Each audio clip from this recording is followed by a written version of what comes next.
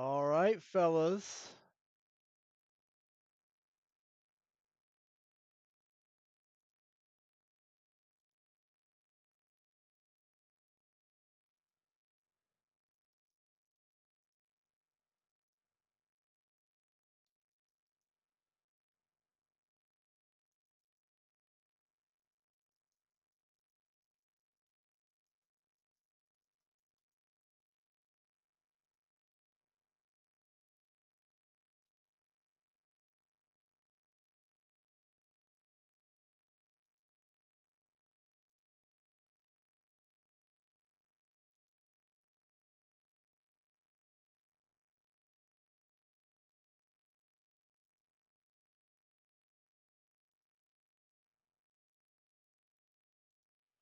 All right, here we go. We just got a letter. We just got a letter.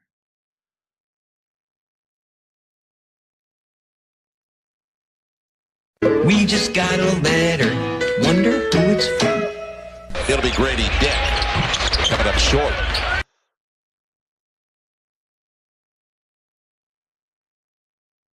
Stop it. Get some help.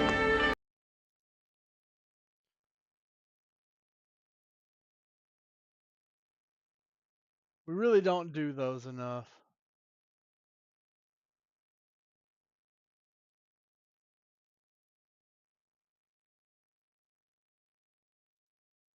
We just got a letter. Wonder who it's from. We are spending Leighton's money.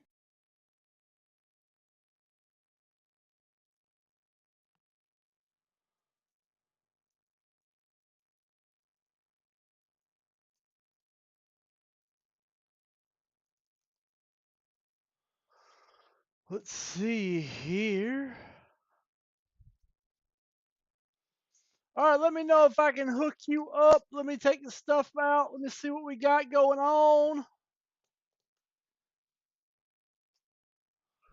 Ay, ay, ay.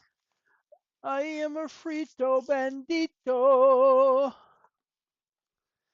Ay, ay, ay, ay. I am a frito bandito.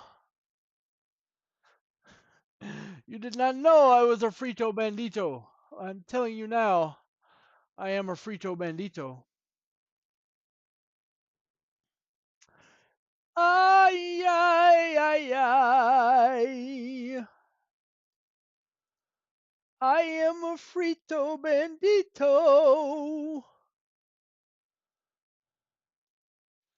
That's the only like Hispanic sounding song I know.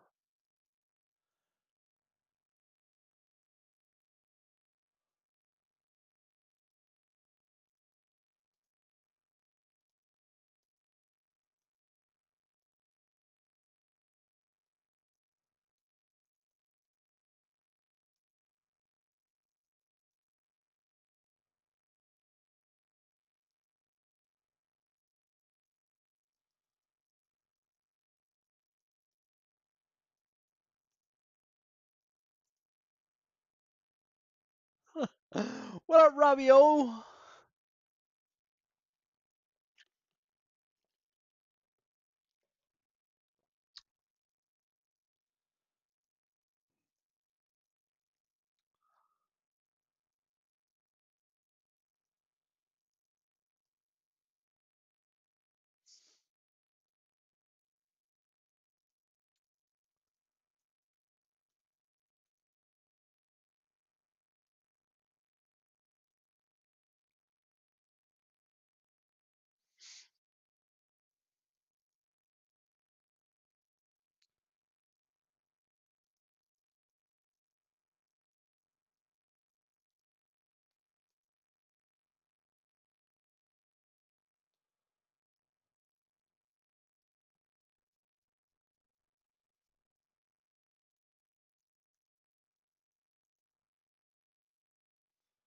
Here we go.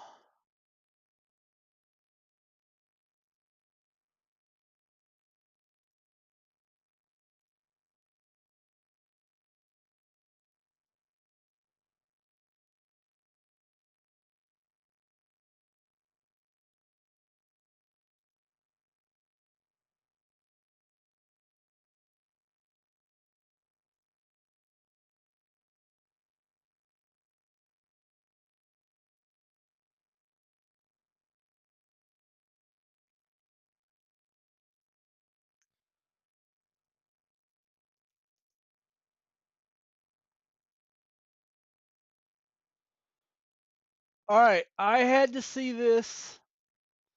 So do you. It's important that you know that I do not apologize for showing you this.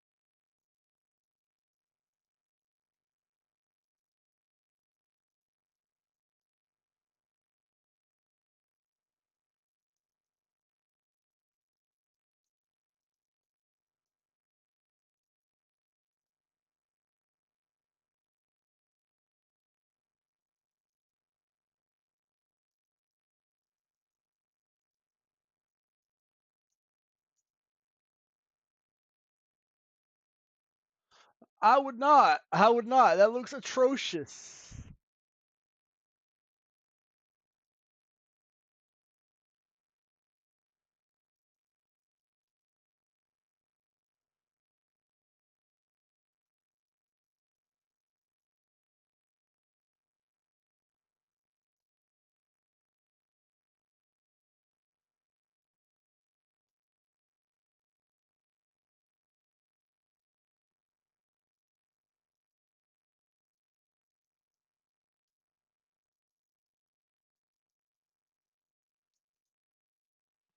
Looks good. It looks good. But that's a Chef Boyardee beef ravioli. It's overstuffed though. It's basically chocolate covered dog food.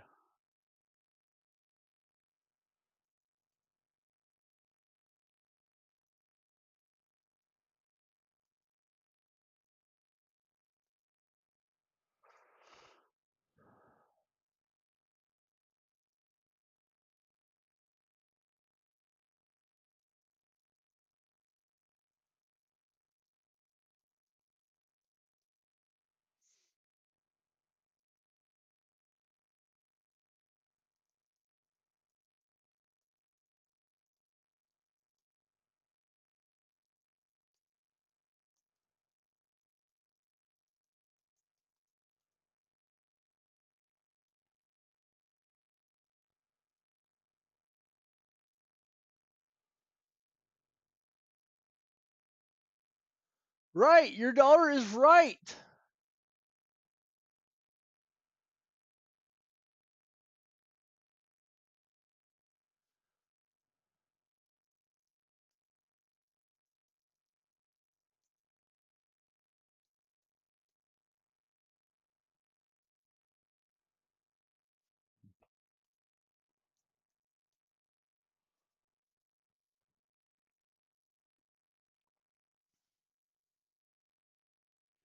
She has never been righter in the history of her life of being right.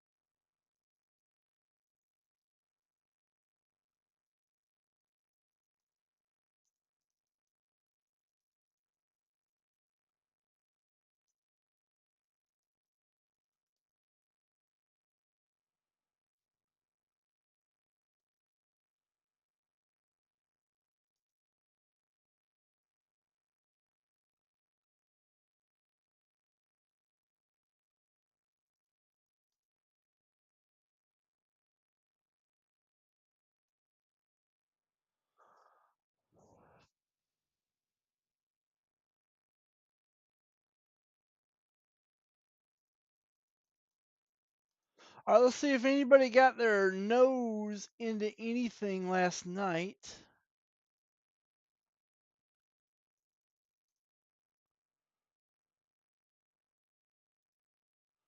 Follow your nose. Welcome to Moe's.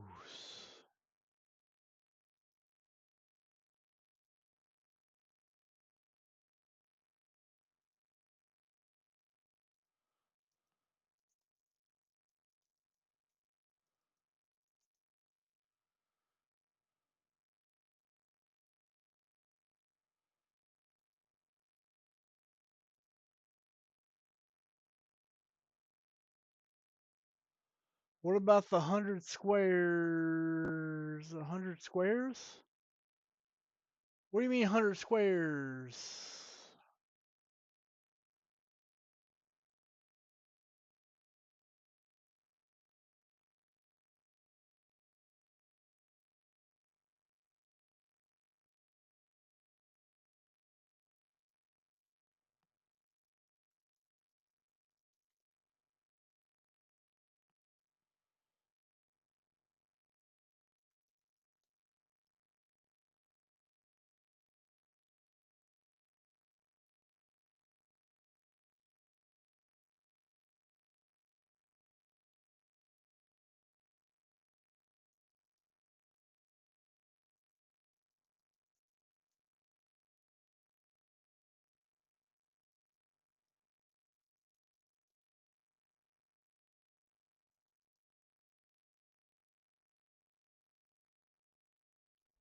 Oh, I don't know. I'm gonna have to ask them about that.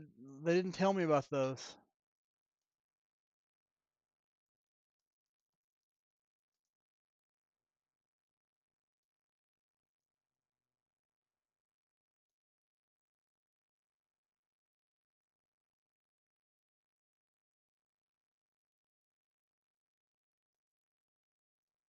I'll figure it out.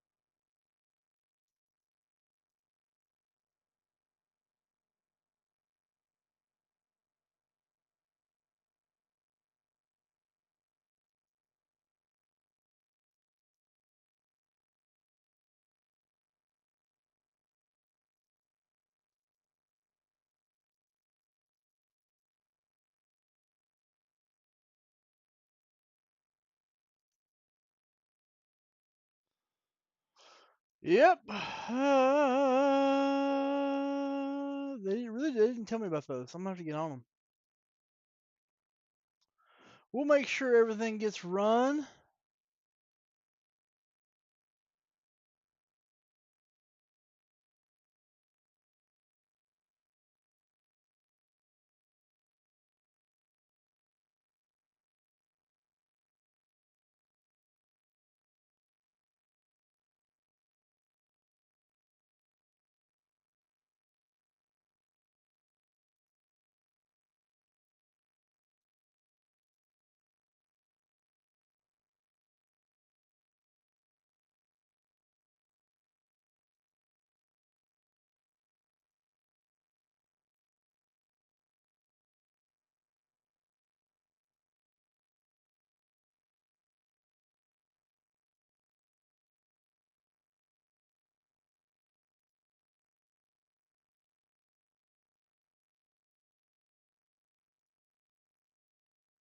You know we will run it.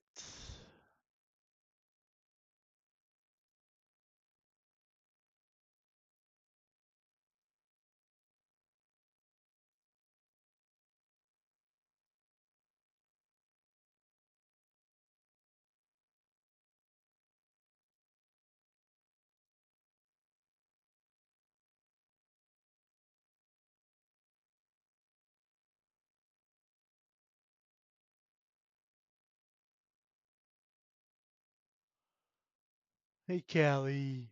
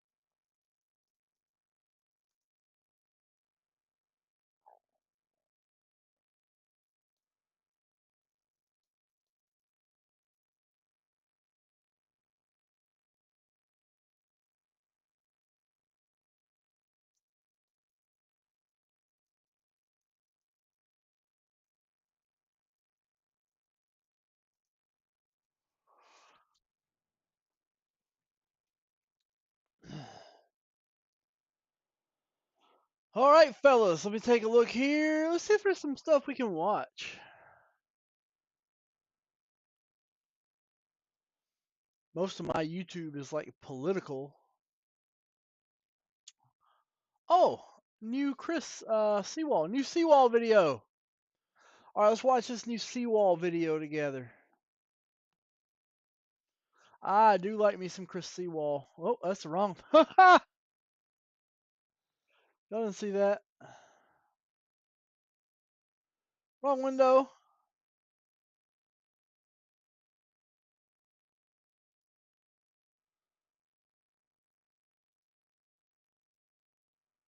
Let's see. Here we go. Much more wholesome.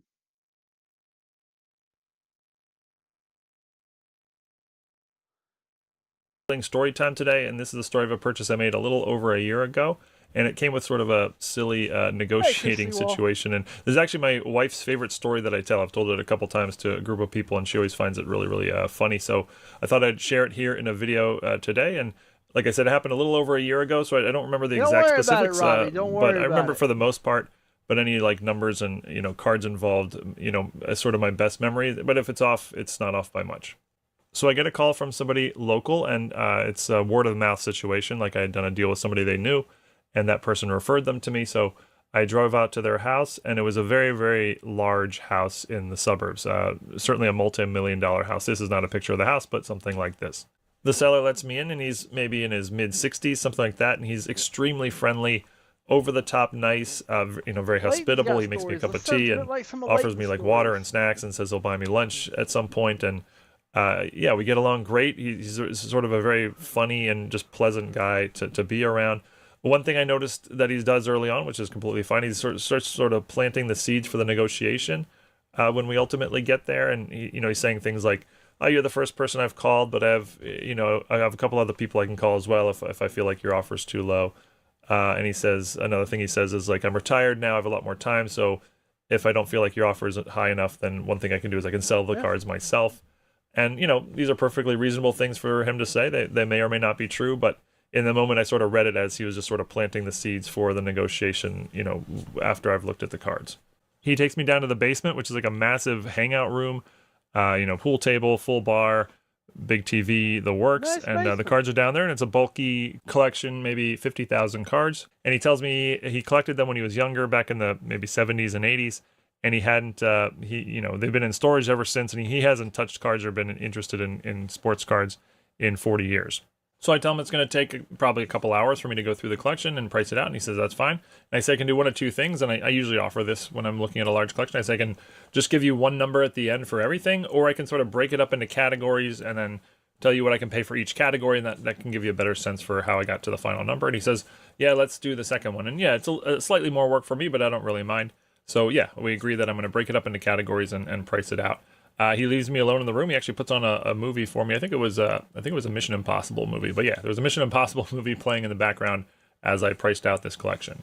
So I start going through the collection, and it's heavy 1970s. Ranges from maybe like the late 60s through the mid 80s or so. But again, really heavy late 1970s. Mostly baseball, a little bit of football, and I think there was a little bit of hockey mixed in there as well. The condition overall wasn't great, but it wasn't terrible either. Maybe VG to EX across the board. And it was sorted pretty well, so I could actually, get through the collection fairly quickly. And this all lined up with what he had said, that he hadn't, collected or even really looked at the cards in 40 years or so. Nothing was graded. These would have all been before the times of grading. So yeah, that all made sense. So after going through the collection, I had split it into 8 categories and made 8 stacks of cards. And I don't remember the exact categories or my exact offers, but it was roughly this, what you see on screen. And you can see category 8 was called the money box top cards. That's more than half of the value, or more than half of what I was offering was for that category alone. And what that was anytime I was going through the cards and I found a card that was worth maybe $10 or more, I just pulled it out and put it into this one box and called it the money box. And think of cards like Eddie Murray rookie, 1978 tops, a lot of Nolan Ryans, and there was a Terry Bradshaw rookie, I remember. But yeah, any cards like this I put in the box, and I don't remember exactly, but there ended up being a few hundred cards in there. So I call him in and I say, hey, I'm done. And explain I've made 8 categories like we discussed. And the 8th category is all the best cards that I pulled out as I went. He had agreed to this ahead of time. So I said, let's go through each category one by one. And then I'll tell you the total at the end. And he said, sounds great. So I said, okay, category 1 are the late 70s commons. For this category, I can pay $200. And his reaction is, $200? That's so low. It's a lot of cards. It's so low. I said, well, no, it's actually, a very fair offer. Late 70s commons are only worth a few cents a piece. Right. You're going to have to sell them in bulk. Not easy to move, but yeah, I can offer $200 for that category. $200, that's so low. And I said, okay, I understand you may feel that's low. Why don't we go through each category and then we'll discuss the totals at the end. And he said, okay. So I said, for category 2, these are early 70s commons. They're a little bit better than the late 70s. They sell for, more per card. So for category 2, I can pay $600. And his response is, $600? You said the early 70s? That's so low. That's so low. I said, no, it's actually a very fair offer. But like I said, let's go through all the categories and then we can discuss. And so for category 3, I've separated out the stars from the 70s, but not the key cards, just like, better players, better than commons, and put them in this category. So for category 3, I can pay $900. And he goes, $900 for all the stars, you said? That's so low. That's just so low. And he literally just had the exact same reaction to every category that we went through, all the way up to the end. And then finally we got to the 8th category, And I reiterated, these are all the best cards. These are the most valuable stuff I've pulled out as I went along, put it all in one box.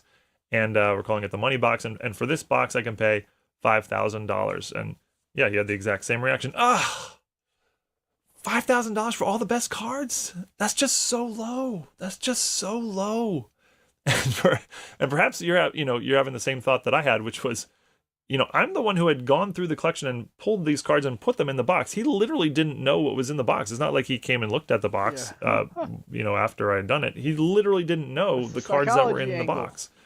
So now I'm trying to sort of figure out how to, manage this negotiation. So quick side note, when I'm making an offer on a collection, I usually just offer basically pretty close to the max I'm willing to pay. There might be exceptions. Like if I know the person already, I might just offer the max right off the bat, or if I sense that they're going to want to negotiate a lot, or they have unreasonable expectations, Right. I'm actually come in a little lower just to leave more room for negotiation. But usually I just offer pretty close to the max, maybe leaving like 10% or so in case they want to negotiate. And that was the case here. So I tell them, well, I can hear that you're not happy with some of these totals, but let me just tell you, if we add everything up, the total that I would offer for everything is $8,000. And he, of course, has the reaction, $8,000 for the whole thing? That's just too low. Way too low. I mean, that's barely even a mortgage payment for me. So I say, okay, well, if 8,000 is too low, what's the number you're looking to get for the collection? And he says, 8,000 is just way too low, man. You're going to have to come up. What can you come up to? And I say, well, I've already made an offer of 8,000. I'm not going to negotiate against myself and make a higher offer. But I'm happy to hear your counter offer, and maybe I'll accept it, or maybe we can meet in the middle. But you're going to have to give me a counter offer. What's the number Give me something here, you're looking bud, to get? And just to be clear, at this point, I was very, very sure that he had absolutely no idea what the collection was worth. He didn't know if it was $1,000 or $10,000 or 100. I mean, he really had no idea whatsoever. He was just trying to get me to increase my offer. So he sort of abandons that, and then he goes into the individual categories, and he says, okay, well, let's go through each category, and what was category 1 again? I said category 1 was the late 70s commons, and on that I can offer $200. He says, $200 is so low. You got to come up. What can you come up to on that? And I say, again, I'm not going to negotiate against myself. I've already offered, $200 for that category, but to be honest, I don't really want to come up on that category. There's no valuable cards in there. It's very bulky stuff. It's hard to sell. It's slow moving stuff. $200 is a very, very fair offer. I'd like to buy it for $200, but I'm not going to overpay for it. So I probably wouldn't come up on that one. So he's like, okay, well, what was category 2 again? And I say, well, category 2 was the early 70s commons, and on that I offered $600, and he of course goes, $600, early 70s. All those early 70s cards, only $600 is so low. That guy doesn't know anything. It's just too low. What can you come up to in this category? I know you can come up a little bit on this category. What can you come up to on this category? Come on. And I said, same situation as the last category. I've already made my offer, so I'm not going to negotiate against myself. If you want to make a counter offer on this category, I'll entertain it. But again, to be honest, this is not a category I really have any room on. Frustrating. It's very, very bulky stuff, not stuff I'd like to buy it for $600, but again, not stuff I'm willing to overpay for because it's hard to move slow moving stuff. So then he of course asks, well, what was category 3 again? And at this point I sort of stop him and I just say, hey, look, I understand you're doing a little song and dance negotiation around each of the categories, but here's the thing, like the first 7 categories, they're bulky stuff. I'm not really interested in upping my offer. You're not going to have any luck if you try this negotiation tactic with me, getting me to up my offer on any of the first 7 categories. If you want to try it's way too low strategy, the only thing you might work on is the 8th category. So why don't we just skip the first 7 categories, and you can try your little song and dance on the 8th category. Maybe you can get me to come up on that. And when I said that, I was thinking in my head, like, this is kind of rude. Like directness goes a long way, and like if like going on like that is pointless anyway. So it's actually better just to cut to the chase. Good job, Chris. Very direct, and I didn't know how he was going to respond. And I don't want to remind everyone that he was extremely friendly. Like, we had gotten along fantastically, and there was no like aggression in any of this.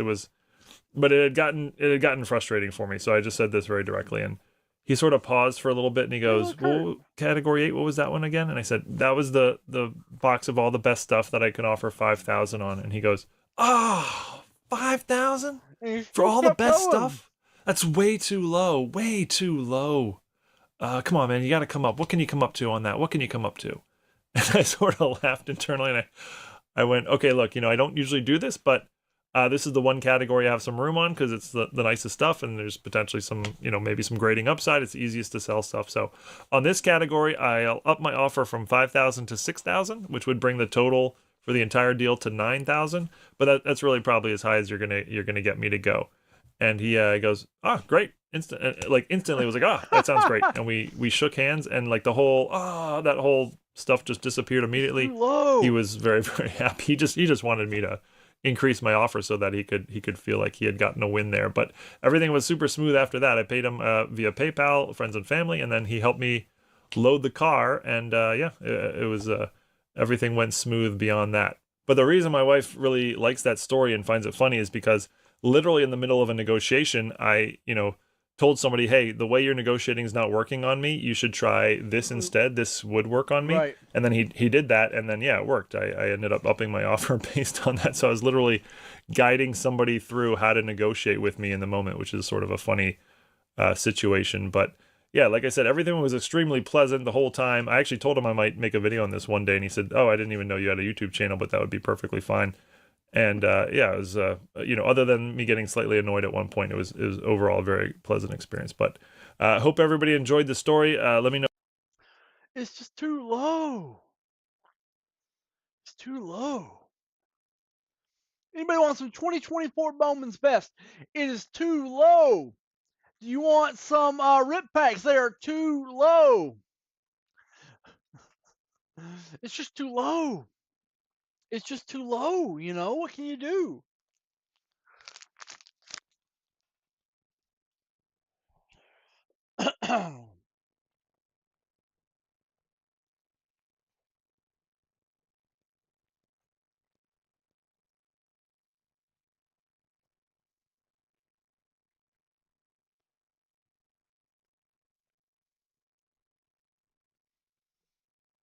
Probably a lot, actually. All right, let's check this out.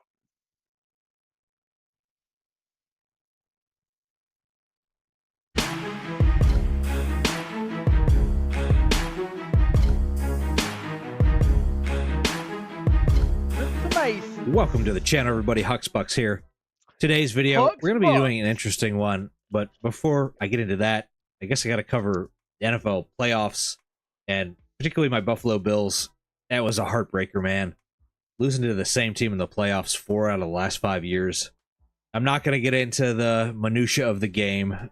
We could be here forever. I'm not going to do that. I'm not going to complain about the refs. That's low-hanging fruit.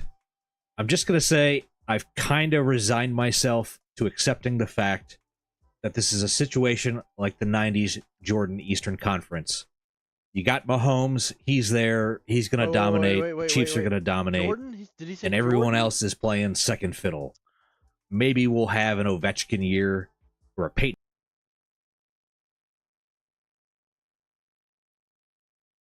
Stop it. Get some help.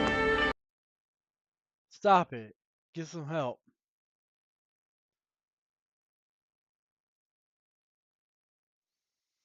I need to get this on a button. Stop it. Get some help. Hey, Robbie! You don't want a box before you go? Manning year, and the Bills will break through and win a Super Bowl. So I still have hope someday. All right, now on to this video. I'm pretty excited about this one. It's kind of interesting. Today, we're going to be doing a football case hit analysis. Now, as you guys know, Panini doesn't post odds for their products like Topps does. There's no real way for us to ever know what the print runs are on insert case hits. So I thought it would be fun to do a little deep dive. And there were 3 questions I kind of had and wanted to answer. 1, what are the rarest case hits? 2, what case hits does the hobby value the most? And does value translate to scarcity when it comes to insert case hits? And I came up with what I think is a pretty good way to determine estimated print runs on case hits. Let me note that See you later. I'm dealing with imperfect data. These are not going to be exact print runs. without pack odds, it makes it difficult, and I can't account for any cards that were regraded with PSA or SGC. So here's what I did to figure all this out. It's not a bad method. First, I tracked the total number of graded cards for a numbered parallel on a particular player. The 3 players I used here were CJ Stroud, Anthony Richardson, and Bryce Young from 2023 sets. So, for instance, I take a blue wave from Prism, number to 199, and I can determine how many of those were graded. And this is a good example of regrading because it exceeds 100%. But what I did then was I created a trim mean for all the percentages for the numbered parallels for CJ Stroud out of Prism. So what that means is I took the top and the lowest value and removed that from the average. So for CJ, we got 93%.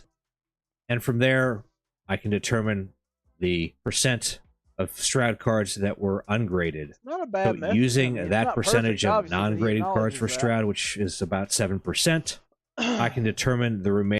Yeah, he acknowledges this method isn't perfect, but it works. I mean,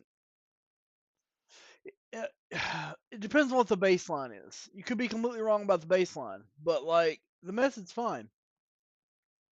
It's better than what I would have come up with. Remaining total of each case hit. We take the total graded case hits for a color blast, and then we know the percentage that wasn't graded, and we just add that together, and we have an estimated print run. Also, what I did, I added a weight for every case hit. Now, this is somewhat a subjective value. I considered case hit popularity, and then looked at past sales of graded versus ungraded cards. Just assigned it a little weight. If it is a negative, it means I believe actually more cards were graded than the trim mean we came up with earlier.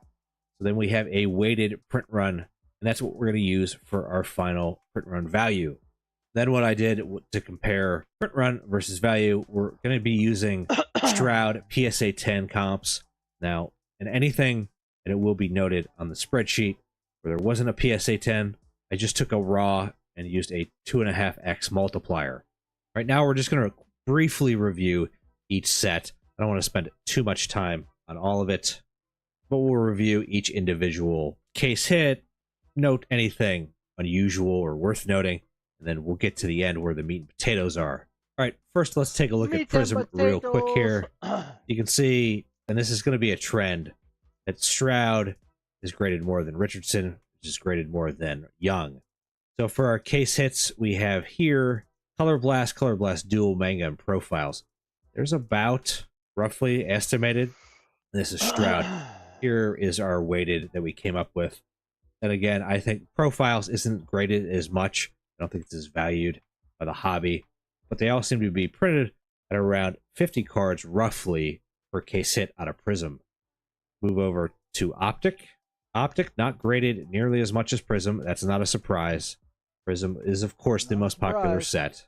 There's a lot of these case hits printed. You have Downtown Mythical and Rookie Kings. This is what we had for Stroud. We look at our weighted here. A lot. There's a lot of stuff. This guy did a lot of work. I think people think they're rarer than they actually are. Maybe they do, maybe they don't. They do think they're certainly rarer not. than they actually are. Now let's take a look at Select here. See, it's graded less than Optic and Prism, which you'd expect, it being the third-ranked Chrome set. And for what we tracked for case hits, we have the color wheel. I could have tracked Starcade, but I didn't. It's a faux pas on my part. I apologize, but here we are. Here's your estimated print runs and our weighted. I think more color wheels are graded than the trim mean. It is a pretty low print run. It is a really low print run on color wheel. Now let's head over to Absolute. Look at some kabooms. Everybody loves the kabooms. So here, it's pretty well graded. The kabooms are better cards. Especially for a thicker stock card. 54% on Strouds. Come over here. We got a few case hits in Absolute. The Explosive, Glass, Kaboom Horizontal, and Kaboom Vertical.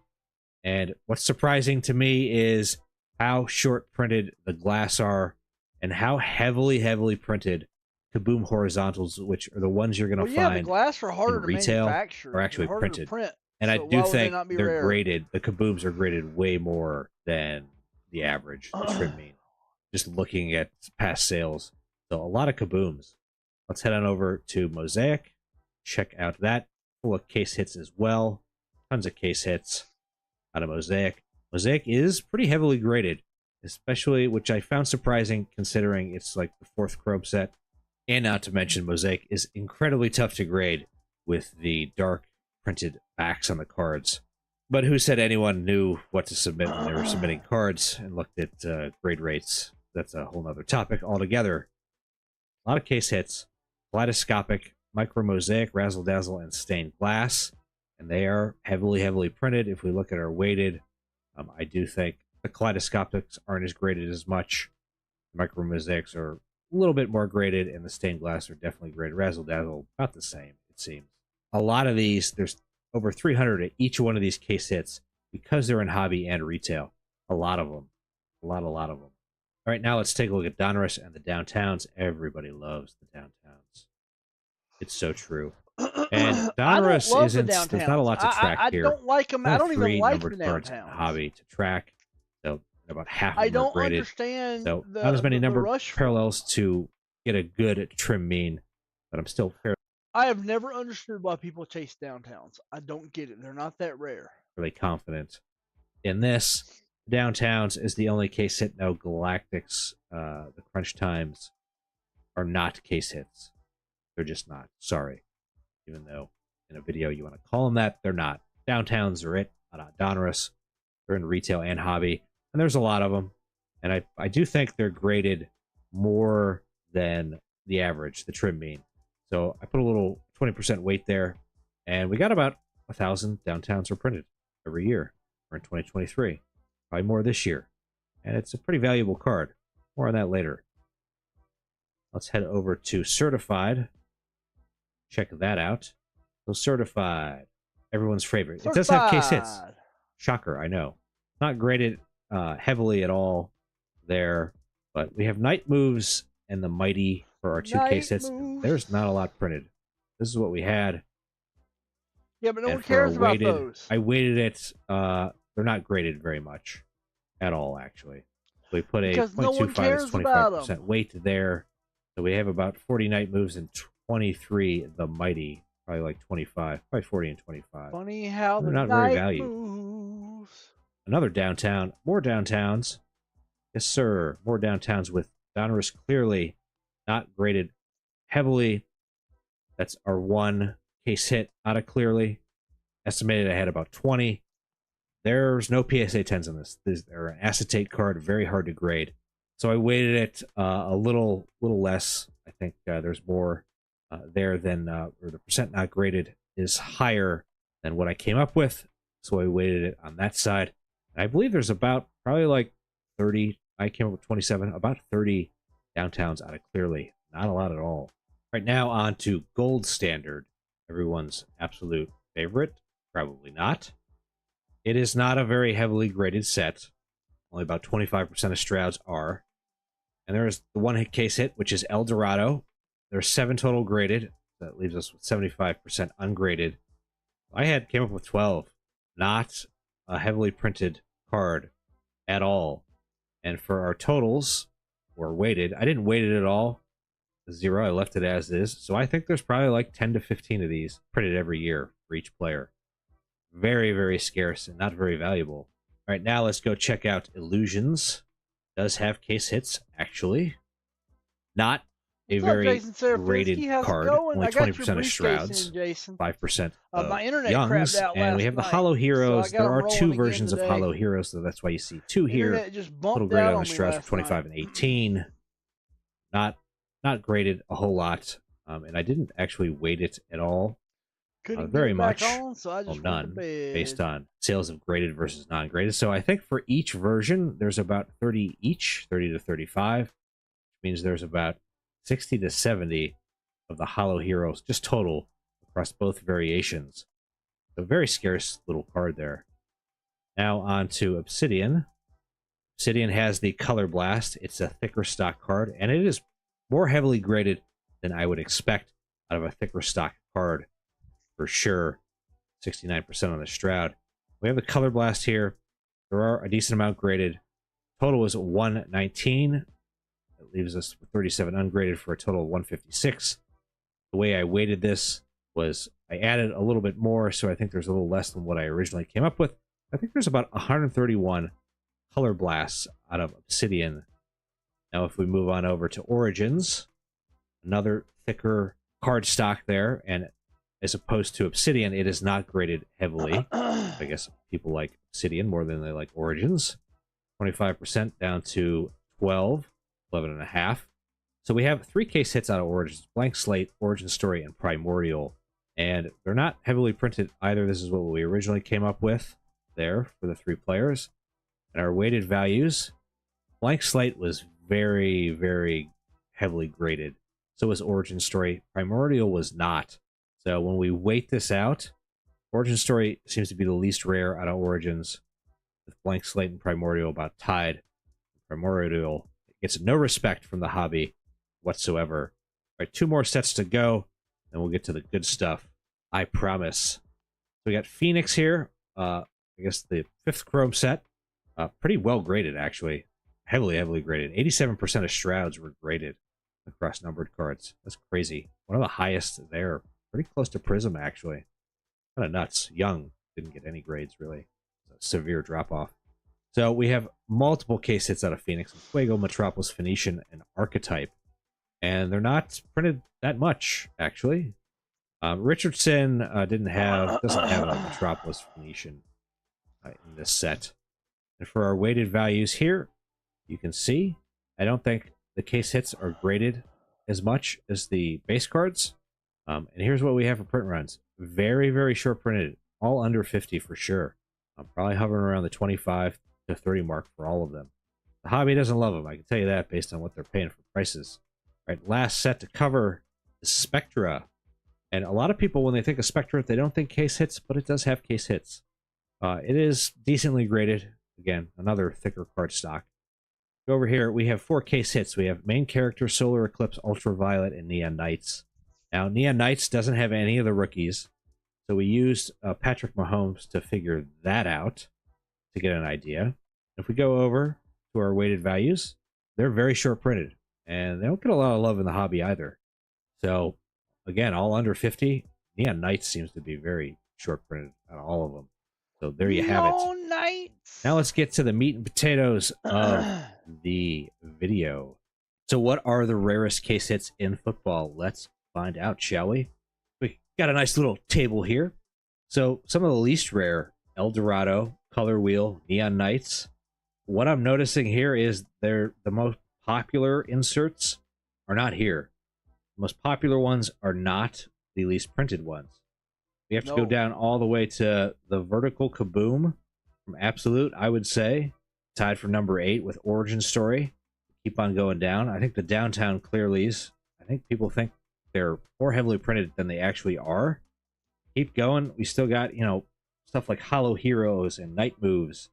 Here we hit Color Blast, which is definitely one of the more popular ones. That sits at number 20. Profiles and Manga, those are the Prism ones. Obsidian Color Blast there. We go down to the bottom of the list. This is where some of the more popular inserts sit. Micro Mosaic, Stained Glass. All the Mosaic case hits sit down here. The Optic case hits. And the Downtowns are at the bottom of the list. The Optic and the Donruss Downtowns are the 2 most heavily printed case hits out there. If I would have asked you at the start of this video, would you have guessed Downtowns have the highest print runs? Maybe you would, maybe you wouldn't. Yeah, I would have guessed. Now let's find out what the most valuable case hits are. Next, we're going to take a look at the values of the case hit. What's the most valuable case hit out there? Which case hits does the hobby value the most? I don't think this list is going to be particularly surprising. And what we used was comps, recent comps, for a PSA 10 Stroud in this particular case hit. We are looking at base case hits. We are not tracking, like, for instance, you see the Kaboom Vertical sits at the top of this table. It is the most valuable. We're not looking at the greens or the golds, just the base version.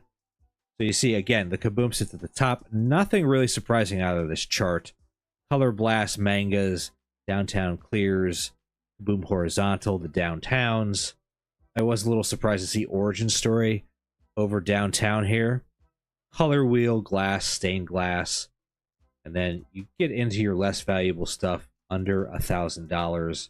Phoenician, Solar Eclipse, Micro Mosaic. Sets that don't hold quite the value, explosive out of absolute retail, probably because it's out of retail. People just think it's just printed to the moon and back.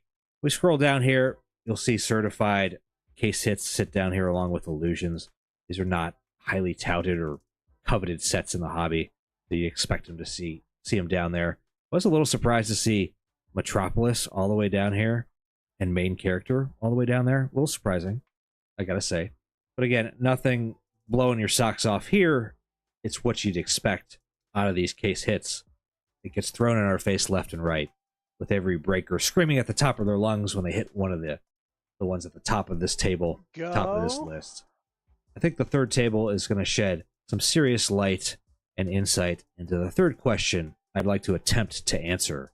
And I think it's the most interesting question out of this whole video. How do print runs correlate with value? To answer that question, I just came up with a little scoring system. We've already done all the legwork. So the score is generated from simply subtracting the print run rank from the value rank, create a score for each case hit. A higher positive number means a case hit is undervalued, while a lower negative number means a case hit is overvalued. Let's take a look and see if we can answer that question. So here we have everything ranked. Let's zoom in on that. We can see we're not off to a great start here. The most undervalued case hit insert is El Dorado out of Gold Standard. There's only about 12 of them printed. They only sell for not even $300. Right. They come in with a score of 30. Next is main character out of Spectra, as well as Neon Knights, certified the Mighty, Phoenix Metropolis, Illusions Hollow Heroes, Phoenix and Fuego. It's almost the inverse of the value chart. We scroll down here. Let's look at kind of the middle of the chart here. We get to Absolute Glass, scores a 2, tied for 16th. Razzle Dazzle, Blank Slate seem to be relatively properly valued, I would say. So for close to 0, you could say there's an equilibrium between scarcity and value. But now we start getting into the overvalued case hits. Kaleidoscopic, the Vertical Kaboom is slightly overvalued, as well as the Downtown Clears. Now keep in mind, this is a relative scale. It is not absolute. Rookie King's Micro Mosaic overvalued. Stained Glass, a lot of the Prism case hits here. Profiles, Color Blast Duo, Manga, both Color Blast from Prism and Obsidian. Some of the most overvalued case hits in football are the Kaboom Horizontal and both Downtowns out of Optic and Donruss. This next comparison is a total side tangent, but I was curious about market share or market cap for each case hit insert. All I did was, and all you do to figure out market share, market cap, is multiply the print run by the value, and you have an absolute value. Now this is per player, not across the entire set. Not that that matters, really. So what are the highest market share inserts, case hit inserts in football? Well, not surprisingly, the Downtown takes it, just because there's so many printed. Kaboom Horizontal, same deal. There's a lot printed, goes for a decent amount. You can see here, it's what you'd expect. The really popular ones have the highest market share. Micro Mosaic, Manga, Rookie Kings, Mythical, all the real popular ones. And for El Dorado, Neon Knights, main character, all the ones you'd expect. The least popular ones, which coincidentally also have the lowest print runs, sit at the bottom there. I just thought it was something to take a look at. An interesting little chart. So, what do I take away from all this? The first thing is that non-serialization or non-numbered cards muddles the hobby's ability to evaluate a card's value. It does. What I mean by that is that if you look at like numbered cards, there is almost a fairly linear straight line in value from a high numbered card down to a low numbered card. There's a steady multiplier. There are a few exceptions, sure. A gold to 10 is sometimes more valued than a green to 5. The Monopoly Gold Shimmer had an inflated value. The Prism Blue Ice, for example. But for the most part, you can draw that line. So scarcity is really only part of the equation when it comes to valuing case hit inserts. The look of the card matters more. Take the Downtown, for instance. People love the look of the Downtowns. They are heavily printed. The most printed case hit insert out there. But people love Downtowns. The popularity of a product makes a big difference. Thinking about Prism, they are popular. It's the go-to set. So those case hit inserts see a bump compare that to like a color wheel. Color wheel is printed much less than a manga or a color blast, but Prism has the hype, and people love the look of color blasts. The perception of a card plays a big part. The best example of that are explosives versus kabooms. Kabooms had a reputation before Panini introduced explosives, and they were put into retail. And honestly, people view retail case hit inserts a little bit less than they do a hobby only. So even though the print runs are similar, a horizontal kaboom far outsells and outvalues an explosive every day of the week. What it all boils down to, though, is collectors collect what appeals to them, absent any concrete knowledge. There's not a number on that card. It's a purely subjective endeavor. And that's how it should be. Collect what you want to collect. If you like that case hit insert, buy it. That's what having a PC at the end of the day is all about. And I hope you liked watching this video. I hope you found it informative. I had a hoot. Yes, I said hoot. Making it, putting it together. I learned a few things that I didn't know previous. So it was a little journey of self-discovery. And let me know what your favorite case hit is down in the comments below. I'd be super interested to know. Before I sign off, I want you guys to know I have a giveaway going on for the channel for the month of January. This is probably the last video you get a chance to enter on. If you want to get in on that, just be a subscriber, and on any January video, like that video, leave a comment. Every video will get you one entry to the giveaway. Details are in the description below. So I hope you like this video. We hope you like the video. You like the video? Uncle Roger.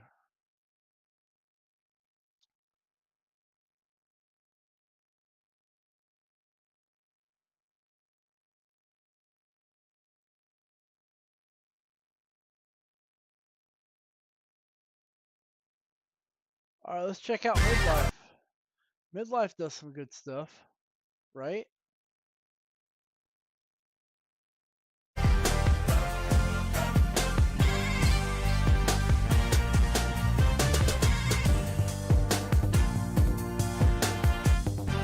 What's going on, everybody? All right, so sometimes we have these hypotheses in our mind and we think we know what would happen. I reached out to this guy to see if he wanted to do some sponsored content, and his answer was no. No. Happened if we tried this or did this. And then sometimes people just actually do it and find out. Now, a lot of people think that right now, PSA's grading, specifically on vintage cards, has been getting more difficult. It's been getting harder, tougher. Why? Not sure. Now, I have a few ideas or guesses, but none of us know. And are they actually tougher? It sure feels that way. A lot of people feel that way. But again, it's hard to know. So, a member of Midlife Nation, my guy Adam, who you'll meet here in a little bit, he decided to do an experiment. He went out and he bought 25 cards that were in PSA slabs. And he outwardly says, I'm not a PSA slab collector. I don't buy cards in PSA slabs. He's a CGC and an SGC guy. But he just felt like he got tired of time and time again hearing about people talking about how hard PSA was grading. And so he went out, he bought 25 PSA slabs, he cracked them, and he sent them into SGC to see how they did. Now, I'll start by saying this. If you look side by side at the standards of PSA and SGC, of what a 5 should be, what a 6 should be, what a 2 should be, they're very, very similar standards. Yeah, almost copy and paste. Now, the wording in some cases is very, very similar. So in theory, a 4 for PSA should be a 4 for SGC. And I feel like historically that's pretty much been the case. Nah. But is that what's happening now? Well, after the cards came back from SGC, my guy Adam sent me some photos. He sent pictures of the cards in PSA holders, and then he sent me pictures of the cards in the new SGC holders. And the results were very, very interesting. Let's take a look. All right, first up, we have a 1966 Kurt Flood. It received a PSA 4 grade. And you can see there it got cracked out, and it's halfway through the crack out process when Adam snapped the picture. It's got a good eye appeal, nice looking card. So how do you think that did in an SGC holder? Well, it went from a 4 in PSA to a 6 all over the board for SGC. It went up 2 grades, even though if you look at the description of a 4 and a 6, they're pretty darn similar for the two companies. It went up 2 full grades. 2 grades is a massive jump. So what does that do for value? Well, I ran some comps, and on the left, you have the PSA recent sales of it in a PSA 4, and on the right, you have recent sales in an SGC 6. And it's definitely worth more in the SGC 6. Now, it costs money to send it in to SGC, but it costs money to send it into PSA. So if you had to send it into one, if you had sent it directly to SGC instead of directly to PSA, well, you know the rest. How about a 1967 AL batting leaders? This is a cool card with 3 great players on it. And it received a 4 from PSA. Again, great eye appeal, great centering. So what would SGC give a card like this? Well, again, when it got cracked and resubmitted, it went up 2 full grades. So a PSA 4 became an SGC 6. Yep. So these first 2, now I'll tell you this, not every card goes up by 2. Not every card even went up. But in these first 2 examples of the submission, it went up by 2 full grades. So what does that do for prices? Well, it is worth more in an SGC 6 than a PSA 4. It's not crazy more, but it's definitely worth more. And if it had originally been sent to SGC, again, SGC pricing is like $15. PSA is like $25, plus you got to wait an extra couple of months. Next card. How about a 1967 Steve Carlton? Another really nice looking card. It got a 2. That grade is a 2 from PSA. Now, nobody's suggesting this is a mint card, but it sure looks better than a 2. Yeah, it does look a lot better than a 2. So again, this was one of the cards that was picked, and Adam got it back from SGC, and it went up to a 4.5. It went up 2.5 grades. 2.5 grades. It went from a PSA 2 to an SGC 4.5. Again, if you look at the description of what a PSA 4.5 is, or 4 is, or 2 is, and then you look at SGC, it's not really anything noticeably different. Now, this was interesting. Price-wise, it's pretty similar, which is interesting. And in some cases, the PSA in a 2 is even higher than an SGC in a 4.5. Now, in this case, it's the same card, so it should be worth the same, right? Well, isn't that the whole point? Next up, how about a big card? This is a 1971 Terry Bradshaw rookie card. PSA gave it a 2.5. Nice looking card, well centered. This is a tough card with those borders. Yeah, it is. And Adam looked at it and said, I just think that's undergraded. It just looks undergraded. So he cracked it. He sent it on over to SGC. What do you think it did? Well, it went up by 1.5 grades to an SGC 4. So it wasn't a PSA 2.5, and now it's an SGC 4. Now, on a big card like this, that's pretty substantial. That's pretty significant. Now, what does that do to the price? What does it do? What does a PSA 2.5 versus an SGC 4 do for this card? Well, it's definitely more valuable in the SGC 4. So again, somebody sent it to PSA. They probably waited 3 months. They paid $25.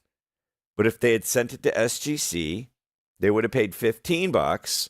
Yeah. They would have gotten it back in a couple of weeks. And it would be worth more. So what is PSA? What exactly is happening?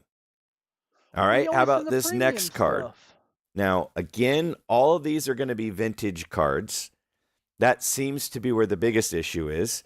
This is a 59 Bart Starr, a third-year Bart Starr card. Little off center. You can see that. It received a PSA 2 grade. So how would that do when it crosses over? Again, he did not cross them in the holders. He snapped them out and sent them in. So SGC didn't know what they received. Well, it went to an SGC 3. Went up by a full grade. Now, we're going to talk to Adam here in a few minutes about how many total cards he sent in, what the total that went up or down or sideways was. I felt like to get the full story, we should hear from the guy who actually bought them and sold them, and I have some questions for him. Well, price-wise, if you look, it is worth more in an SGC 3 than it was in a PSA 2. And again, it just makes you wonder, because I don't think it's always been that way. And that's one of the questions is a PSA person might say, well, PSA is always graded tougher. That's why they're graded. That's why their prices are higher. Is that true? I don't know. It certainly seems true at the moment. Has it always been that way? How about another rookie card, this time a Lawrence Taylor, a 1982 Topps Lawrence Taylor. PSA gave it a 5 grade. Again, I showed the back just so you could see that there's nothing crazy going on the back. But this got a 5 from PSA. So what do you think this one deserves, or what do you think SGC did? SGC gave it a 6. So again, it went up by 1 full grade. Now, what maybe somebody prefers PSA holders. Maybe you prefer SGC holders. Again, those are all things to consider. The thing that I find interesting is it feels like, especially with vintage cards right now, PSA is grading harder. I don't feel that SGC is grading much different. Now, when you look at the price difference here, the PSA 5 versus the SGC 6, not a big difference. Not a big difference in value, whether it's a PSA 5 or an SGC 6. Now, in this case, it's the same card, so it should be worth the same amount in theory. But the 6 didn't really move the needle as far as value on this one. Next card, how about a 59 Topps Tony Kubek? Now, this is a pretty sweet looking card. I mean, it's got pretty darn good eye appeal. Well-centered, good image. There's a little bit of a glare, so it's a little hard to see the color. So what did this card do when it got cracked and sent to SGC? Again, PSA gave it a 4. Well, SGC disagreed. They gave it a 6. Again, a 2-grade bump. So, through the first 7 cards here, 3 have jumped 2 grades. 1 has jumped 2.5. 1 jumped 1.5, and 2 jumped 1. That's wild to me. Now, again, not every card went up We're going to hear from Adam in a minute. Now, here we're looking at the values, and there aren't a lot of Tony Kubek cards in PSA 4s or SGC 6s, so it makes it hard to know exactly what to think, but it does look clear that from the sale in SGC that the 6 is worth a fair amount more than the PSA 4, which again makes sense. It's 2 grades higher. There should be a huge difference between a 6 and a 4. All right, how about a Jerry Rice rookie card? A Jerry Rice rookie card, PSA gave it a 5. This is a tough card. The paper that they use, the borders that they have, there are lots of them out there. This would be the one card you might not call vintage. Most people wouldn't. But again, PSA gave it a 5. What do you think SGC did? Well, they gave it a 5.5. So this one only received a 0.5 bounce. It went up by a half of a point. Not much. So this one, they close to saw it the same. Now, there's something interesting about this one, though. When you look at the values of a PSA 5 Jerry Rice rookie card to an SGC 5.5, the values are higher for this card in a PSA 5 than an SGC 5.5. Now, is that because modern collectors tend to lean toward PSA? Maybe. Is it because, I mean, I don't know. People do, in a lot of cases, still tend to lean toward PSA. So if the grades are similar, all right, how about this Alex Karras card here? This is a 1959 Topps. It's a pretty big card, actually. It's just got some value to it. PSA gave it a 5 grade. Again, it's a nice-looking card. And we can't see the surfaces, but the graders can. So, a little bit of this is a guess for us, just looking at them. But they're looking at the same card. And the SGC got a 6. So the SGC grader gave it a 6. The PSA grader gave it a 5. So another 1 point jump. Now, again, what does this do to the values? Because, ultimately, a lot of people care about values, but not everybody. Some people don't care about values at all. But when you look at the values, pretty similar. Pretty similar when it's a PSA 5 versus an SGC 6. It's a $50 card, $40, $50 card. And it's interesting to me that a 1 point jump doesn't affect it. But at the same time, is that interesting? Is that surprising? I don't know what's surprising anymore. No, I've got a few more. How about a 1958 Topps Jim Gilliam? This is a beautiful card. Love that picture on there of him. And PSA gave it a 4. I don't know, that looks better than a 4 to me. All right. But again, I'm not looking at it in person. Well, what do you think SGC did here? Now, we definitely are seeing a theme. Well, SGC gave it a 5. SGC is a little. So we have another easier than 1 PSA. point jump. So we've seen several 2 point jumps. We saw a 2.5. We've seen several 1 point jumps. We saw a half a point jump. But there's clearly a theme that currently SGC is giving higher grades. Again, it goes back to, well, has it always been this way? Or is this a recent thing? Well, I don't know if we have any evidence of that yet, but I'm going to talk to my buddy Adam about that and bring up that topic. So we have PSA and SGC values, again, very similar. This is a mid-grade card of a minor star who, is it's not a dramatic difference in values, which we would probably expect. How about a 65 tops Masanori Murikama?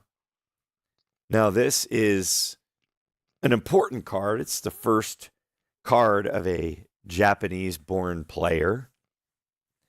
And it received a 5 from PSA.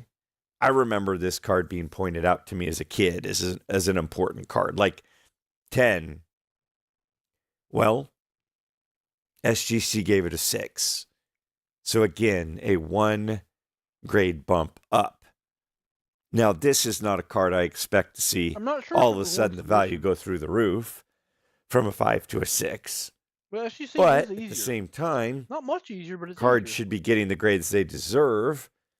If I had cracked it, or if Adam had cracked it and sent it back to PSA, would it have gotten a 5 again?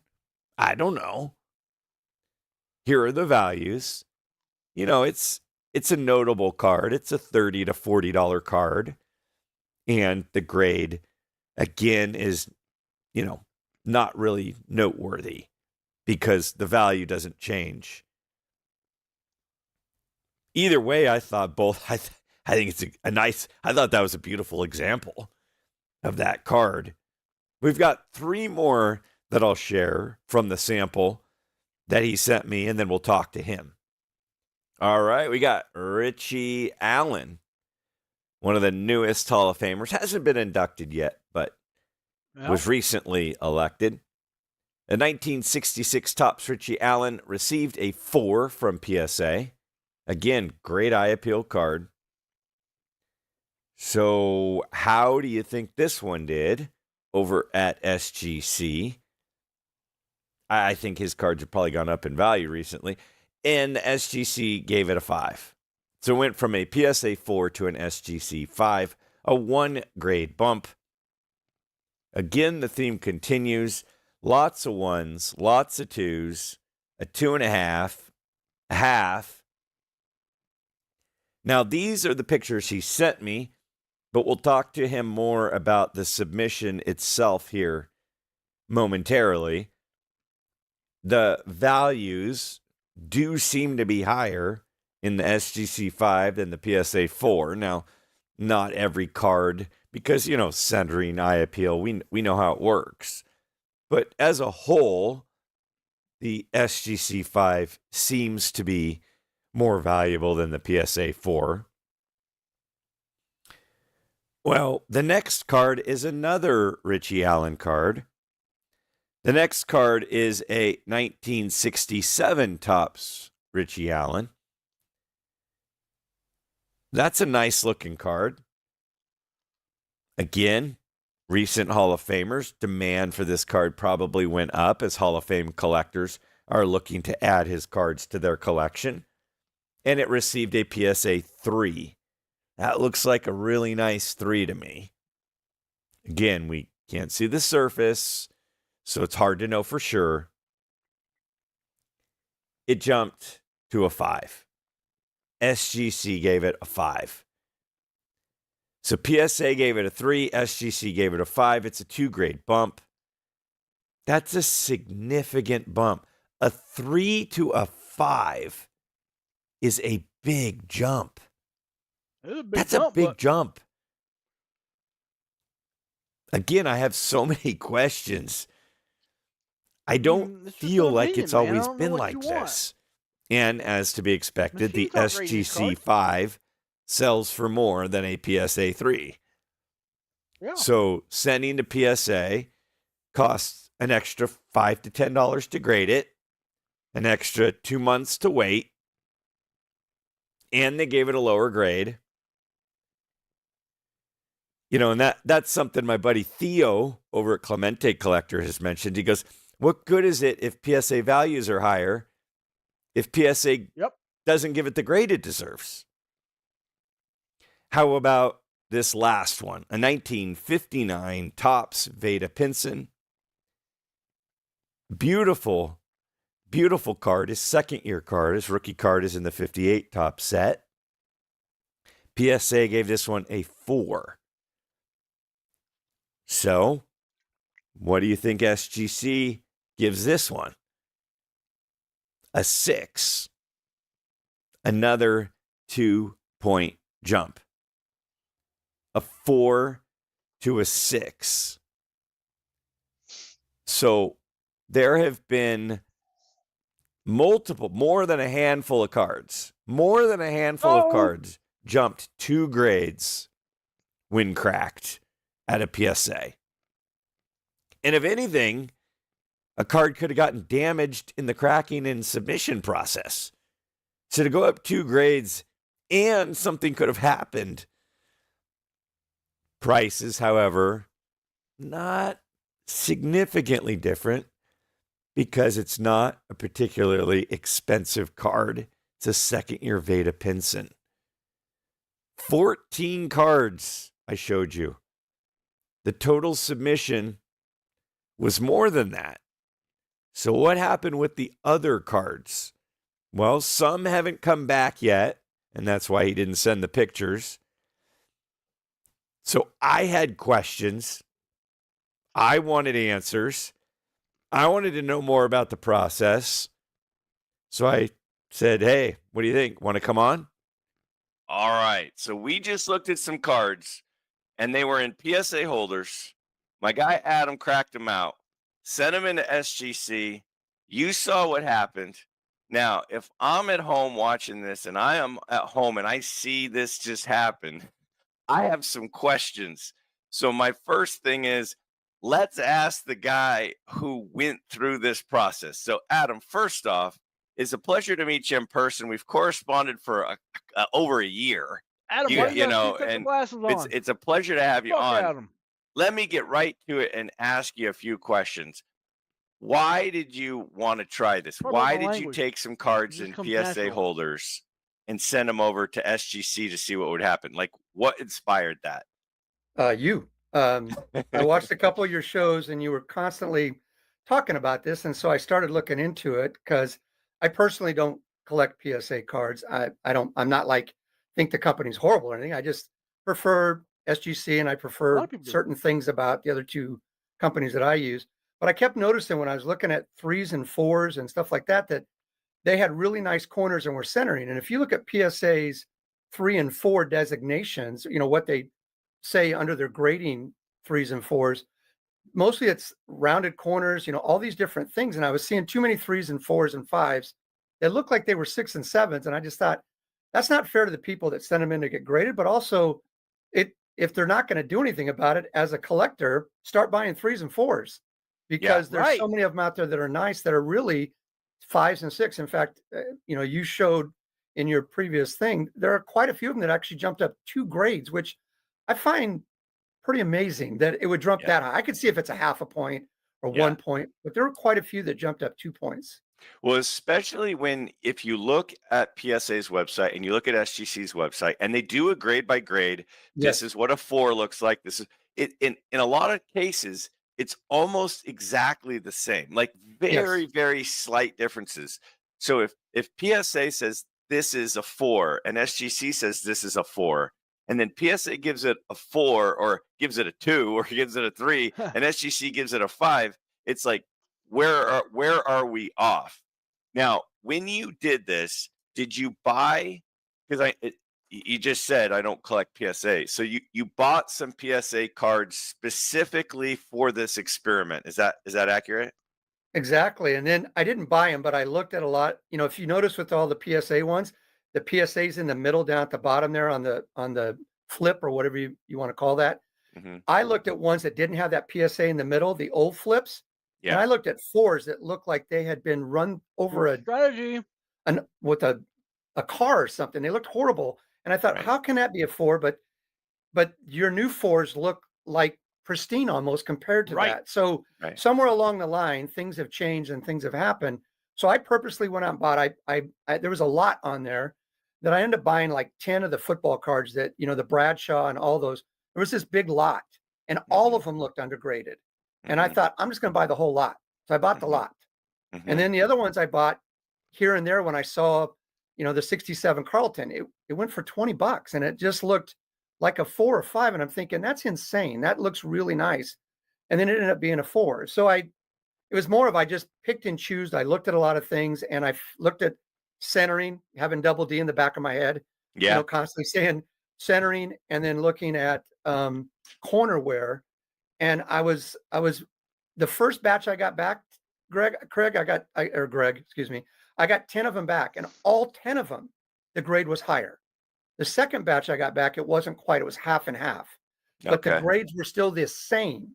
Nothing went down except one card, and that was the Joe Namath, which I was keeping for my own collection anyways, because I'm a Joe Namath collector. So how many total did you send I did 25. 25, and I have 5 more coming back this week that I haven't got, that I haven't sent you yet. And out of those, 3 of the 6 graded higher. So out of 25, 18, I think 18 of the 25 graded higher. And 1 graded lower. 1, and that was a 0.5. The Namath was a 3 in a PSA, and it was a 2.5 in an SGC, which is fine because I wanted him in an SGC holder anyway.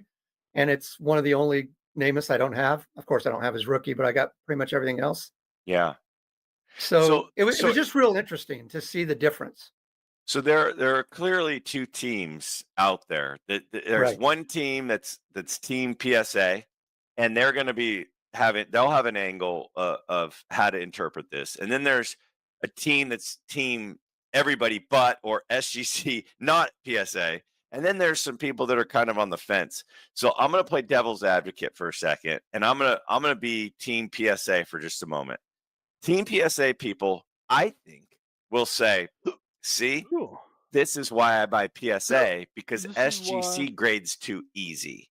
If you take a card graded by PSA and you send it over to SGC, all of a sudden it gets a higher grade. So when you buy a 5 in PSA versus you buy a 5 in SGC, you're getting a better card with PSA. That's what I think the PSA folks would say is SGC grades too easy. What I think that the SGC team would say is they would say, we used to grade the same, but something somewhere along the lines changed, and PSA is now grading at a standard above where their 4s and 5s used to grade. Right. What would your response be to that? My response would be to PSA, then change your 4s and 5s on what you designate they should be.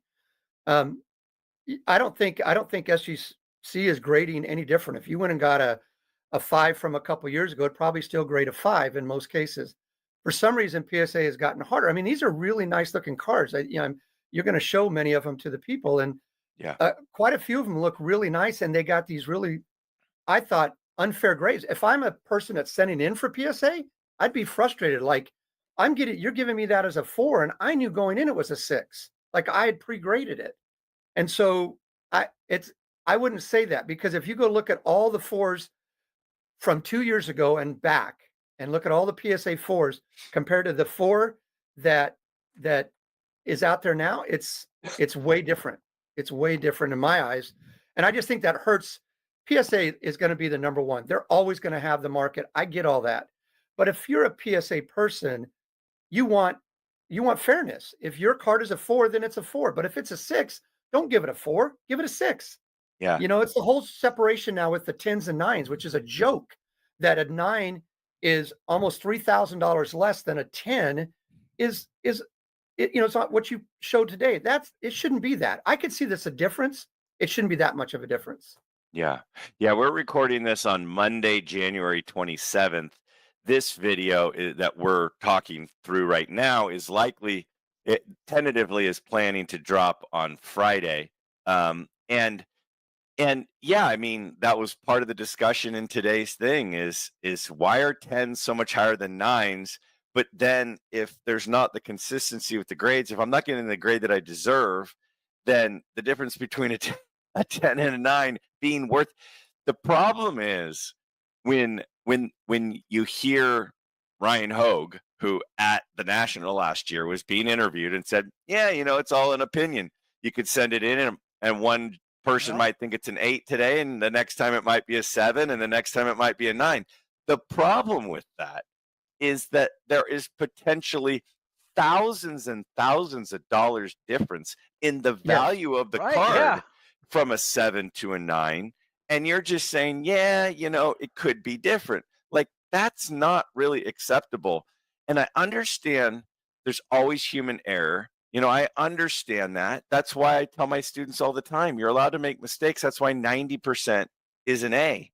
It's not, you don't have to get 100% to get an A. 90% is really good because we're going to make some mistakes. But when the difference in value is as dramatic as it is, it's kind of a problem that it could go from an 8 down to a 7 or an 8 up to a 9. Now, the next experiment, and I'm not asking you to do it because you did your part. You're a member of Midlife Nation, stood up and said, let's find out. You spent some actual money. You made an actual purchase. You cracked them. You sent them in. You got them back. And you emailed me originally on this before you ever sent them in. You said, this is what I want to do. If I do this, can I send you the pictures? I think it'd be interesting. And I'm like, heck yeah. The question that I have that benefits nobody, it's just a straight, complete down the garbage disposal, is taking old PSA slabs. Okay, PSA, if your grading hasn't gotten tougher, if you haven't changed your standards, if we go out and buy a bunch of cards in the old PSA slabs with the leading zeros, with the number and the description on the same line, and you crack them all out, and you send them in, how many of those are going to get the same grade? I think none of them will get the same grade.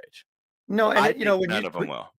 And when you talked about this, that guy saying 7, 8, 9, which I've heard Nat say sometimes too, you should be ashamed of yourself for saying that. What you should want is credibility all the way down the line, which means all of your graders grade the same.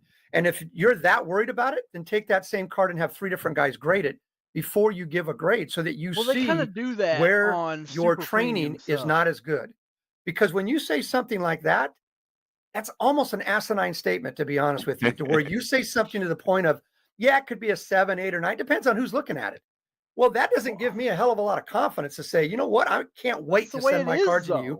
Wait, 60 to 80 days, pay double what I pay everybody else for you to tell me, it depends on who you get. Yeah. I shouldn't, you want to feel confident. And I don't collect for value. I know a lot of people do, but a lot of people don't. I collect and then I get my cards graded because I love them in the slab. You can see behind me, I got a bunch. I'm a big Pinson and Flood collector, so that's what's all up behind me. Show me a better way. But I do it because I like them. I'm not doing it because I'm just obsessed with price.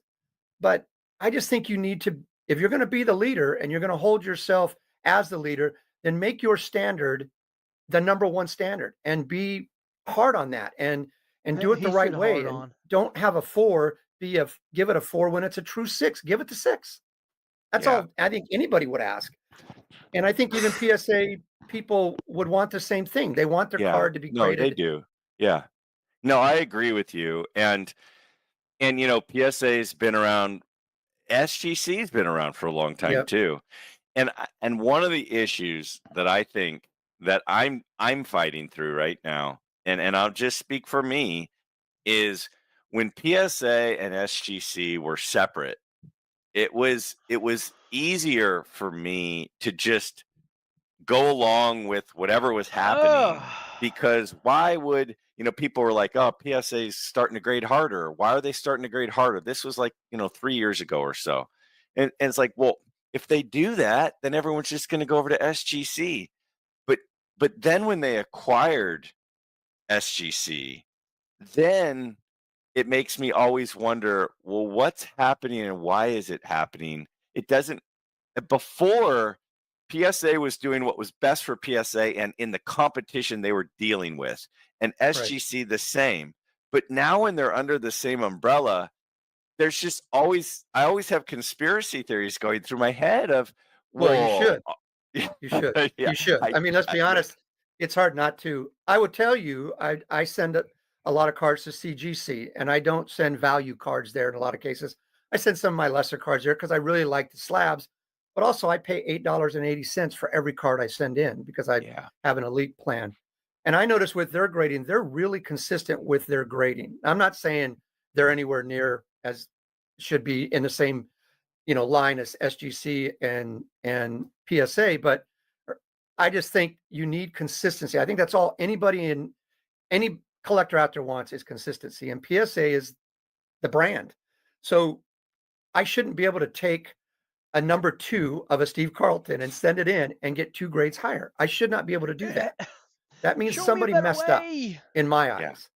Yeah. And I feel for the person that sent that 67 Carlton in because I benefited This is from it, driving and me they didn't get the nuts. benefit that they probably thought they were going to get. Because yes, he's They probably thought identifying it a was a 4, problem, and but they didn't get that. what's the way Now, around one of that the problem? things I showed in the video, I which can't think of you one. haven't seen yet, but Right. the viewers will have seen, is that in some cases there was a pretty decent jump in value when it went from the PSA grade to the SGC grade.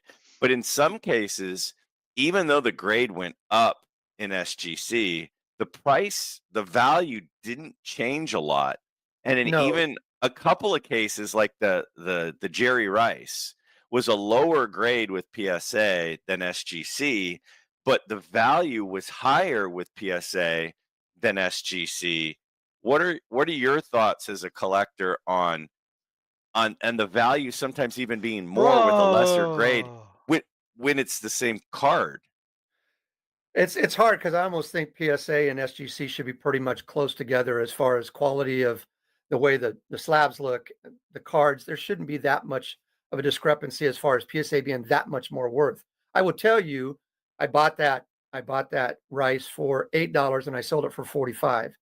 So it, I might, from a value standpoint, you're right. It didn't change much, but putting it in that slab and then selling it, it made a difference in that. But also, I was buying these cards. I'm telling you, Greg, I bought most of these cards pretty inexpensive. I got the Bradshaw and all those. If you add them up, I got them for about 25, $30 each. And that Bradshaw right now is worth close to 200 in a grade 4, both SGC and PSA. Yeah.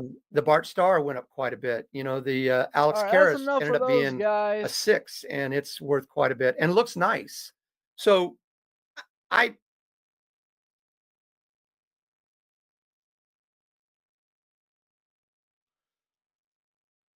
Bowman's Best Cosmic 78-79 VB South Rip Packs.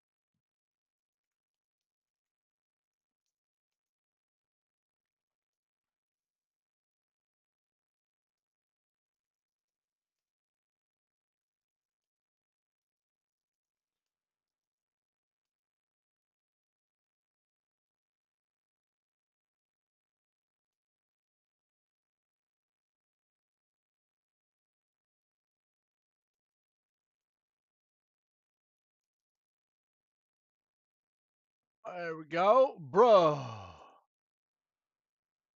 See if I can get anybody into anything. Anybody want anything today? Every pack you got left? Like 37.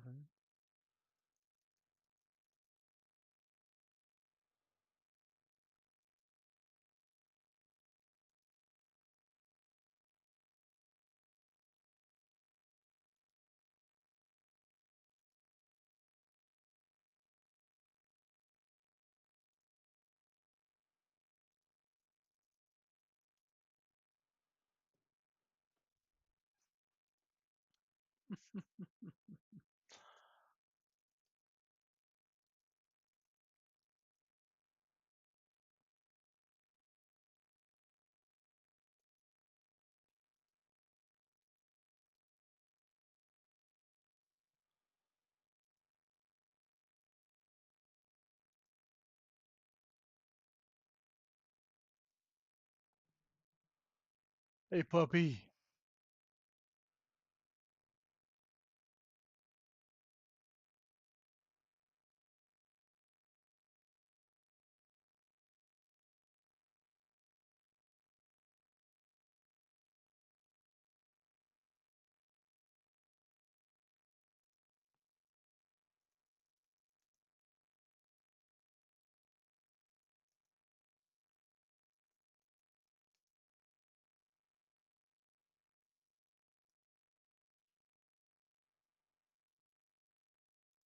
Bro.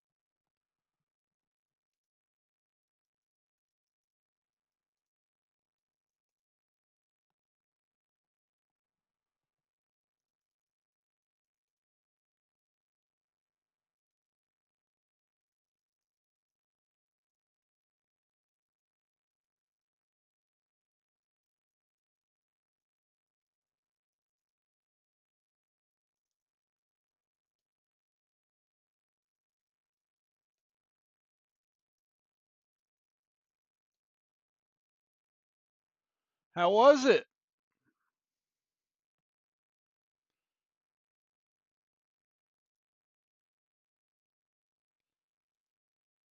How'd you like my package? I like my package.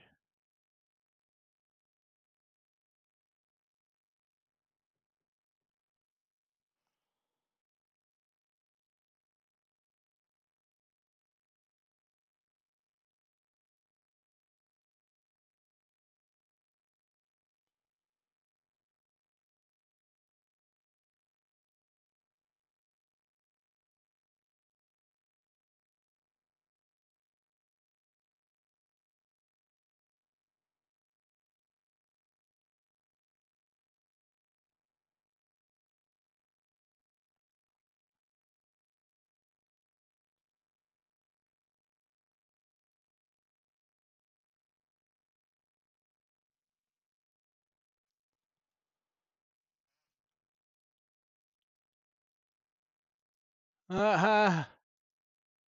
Right?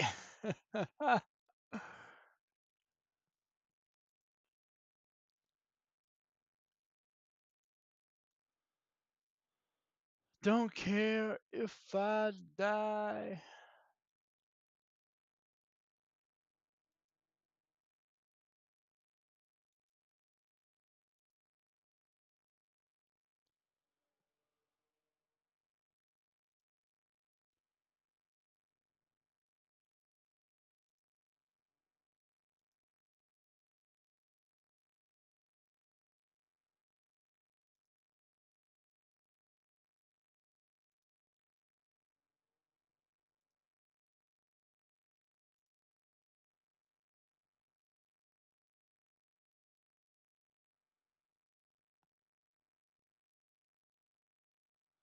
Nice. That is not the JP Sears from YouTube. Those are two different guys.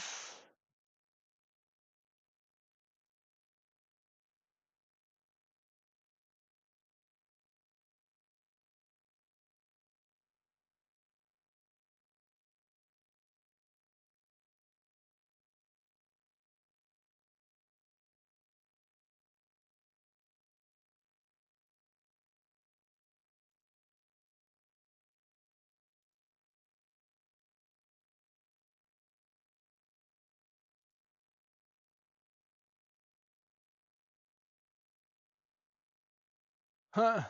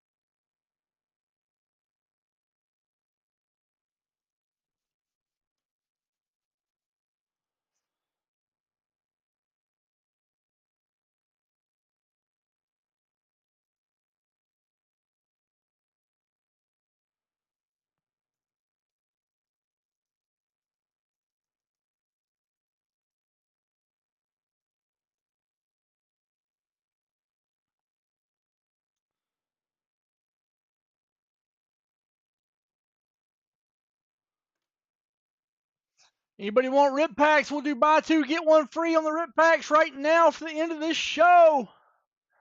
Let's go. And I'll briefcase the next person to get two.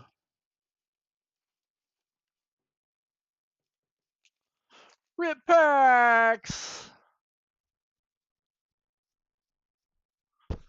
Rip packs. Right? And for the first person that does not buy rip packs, if you're like, hey, I want a dip, but I don't want rip packs. If you do 250 but outside of rip packs, in other words, this does not stack with the rip pack deal, instead you'll get a pack of 2018 Bowman Fat Pack, Otani rookie style.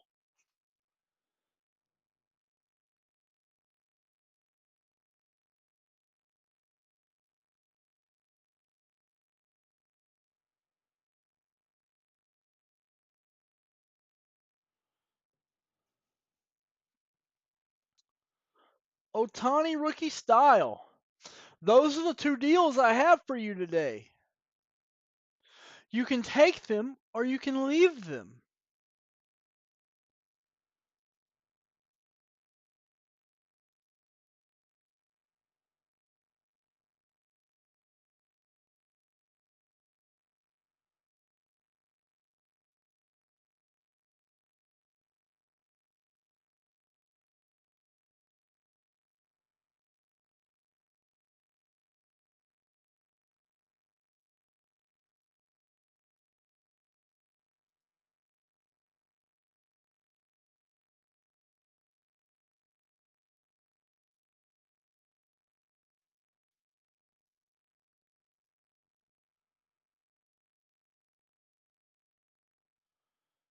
You can get out.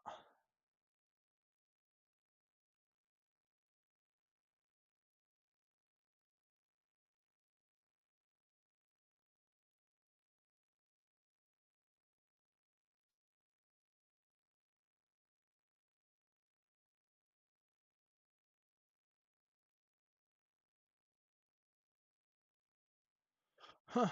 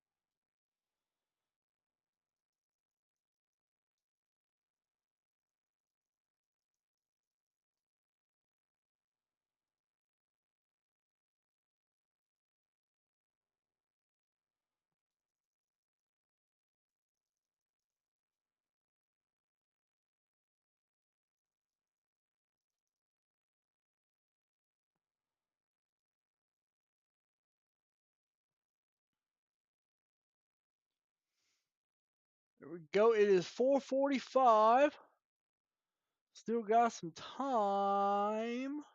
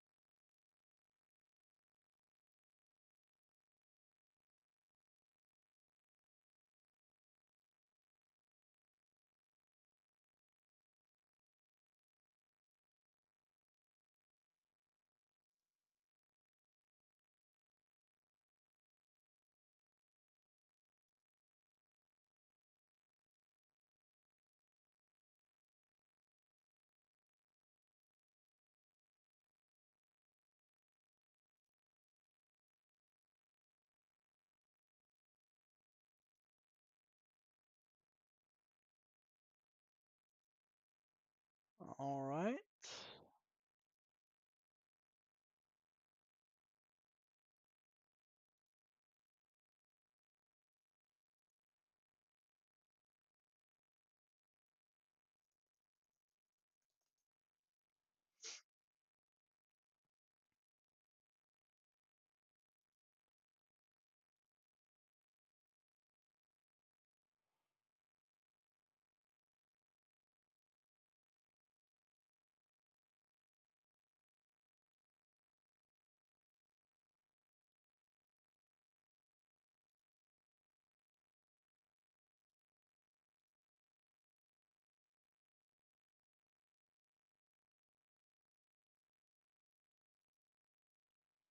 Is anybody going to take that deal? It is a hell of a deal.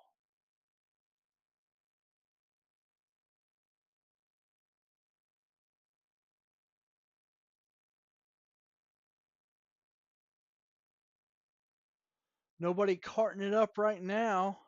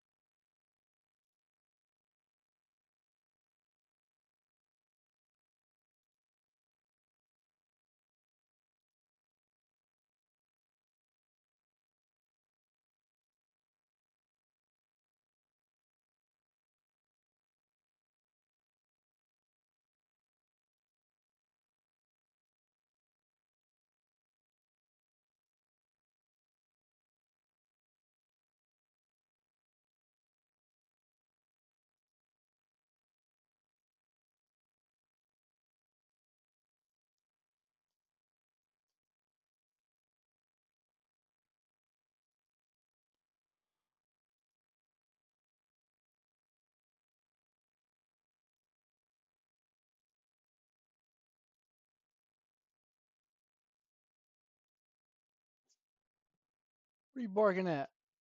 I think my dog wants out. One sec. What are you doing, pup? What are you doing, pup? Can you go outside for a minute?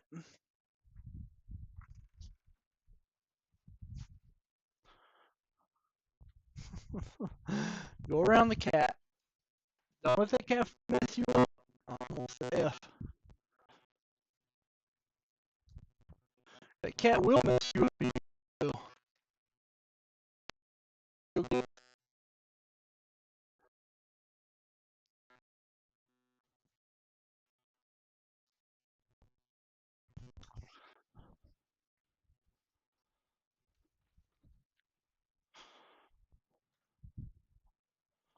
All right. Here we go.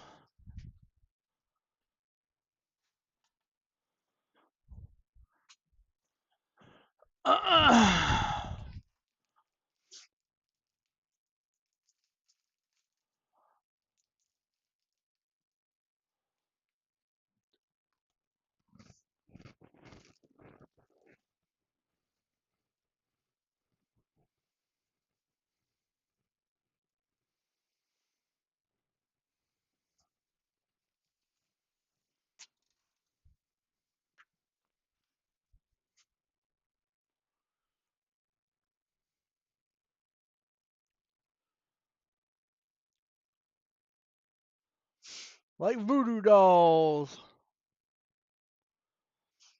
Like goo goo dolls.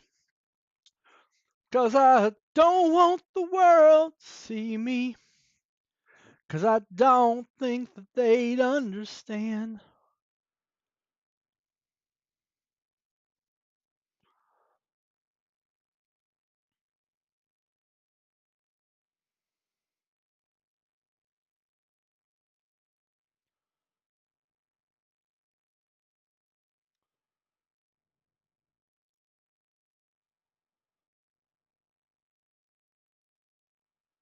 No. No, I did it wrong.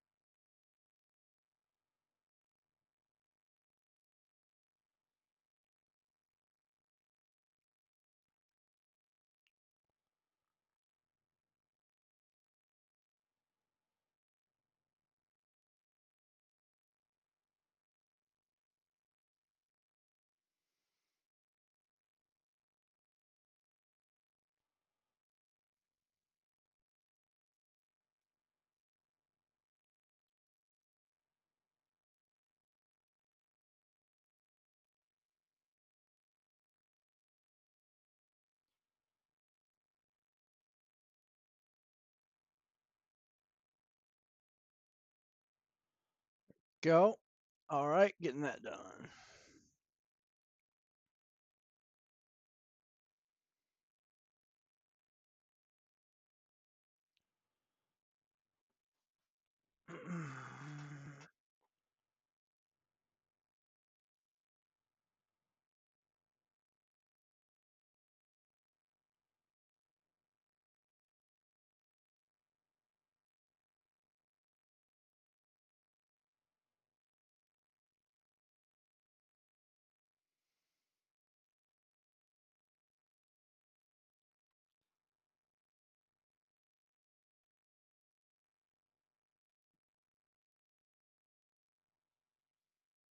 $4:55. We still got like an hour left to get something done. We ain't gonna have Charlie on tonight, so it's me or nothing.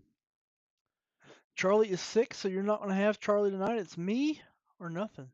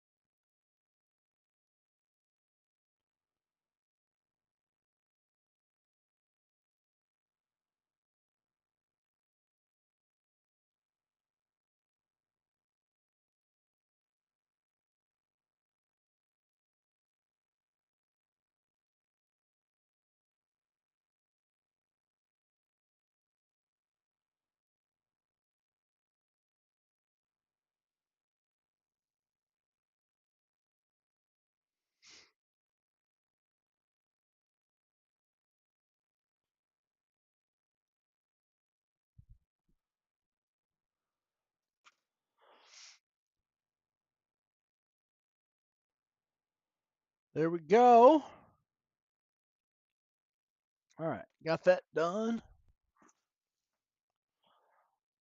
All right, let's open something, damn it. Let's open a WWE blaster. Topps Chrome WWE, because why not?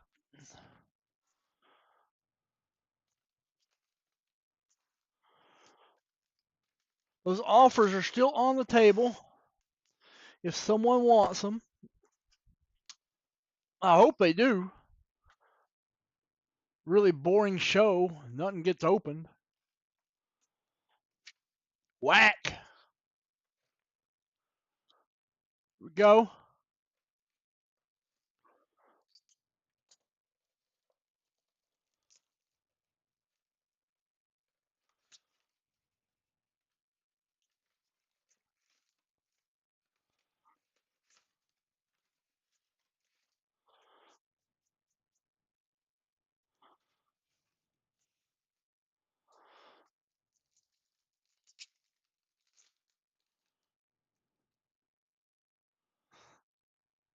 Yes, boys. Ilya Dragunov.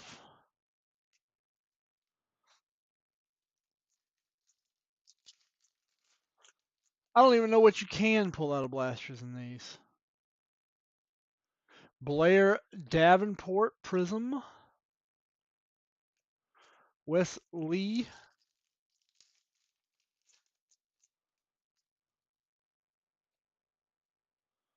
Chad Gable Refractor.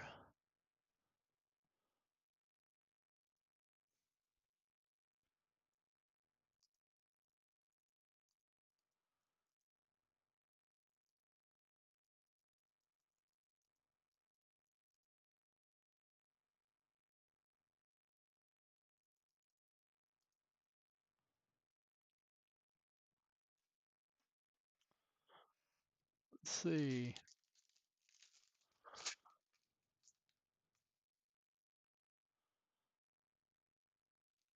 Sean Spears. I love the 85 look. I don't even know who Lexus King is. Never heard of Lexus King.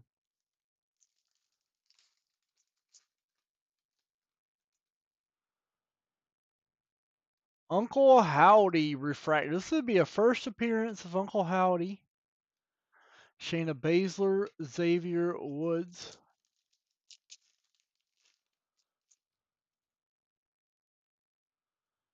Uncle Howdy base. Wes Lee in a sepia or black and white, whatever they're calling that.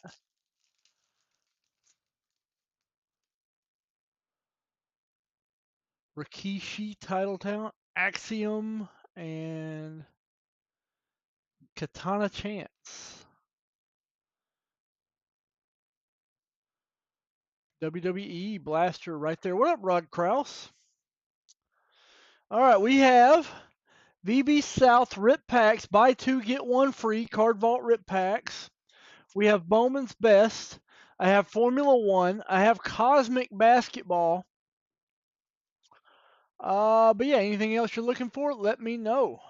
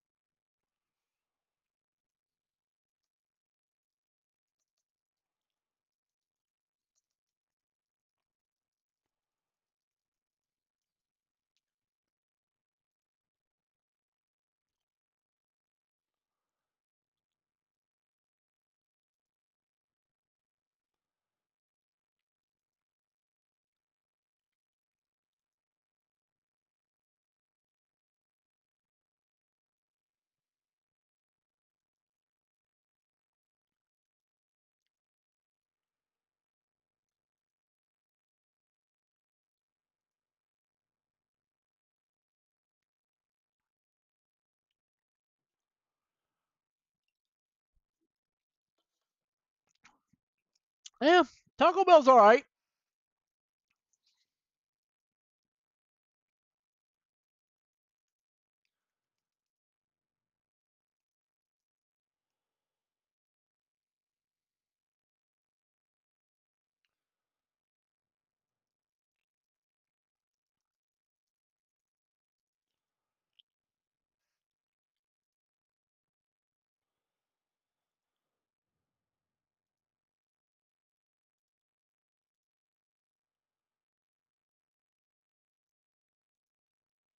There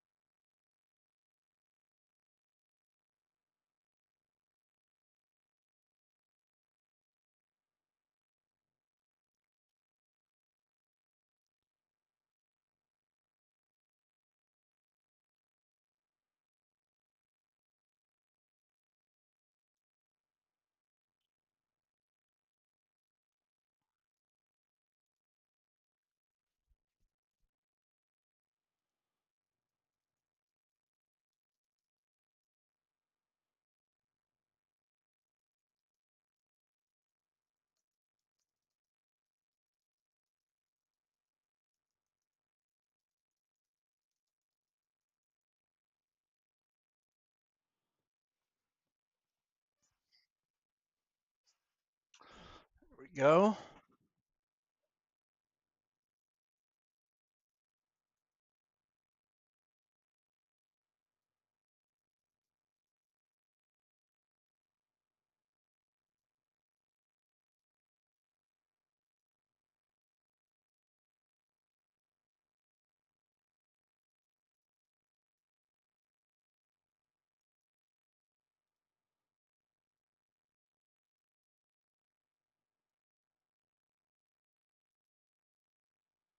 Yes, I am running Breaksy. Oh, you got in. There we go.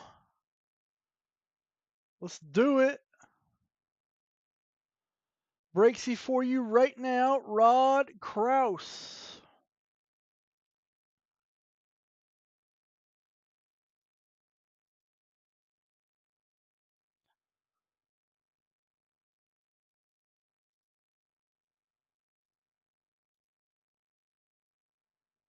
Let's take these twos.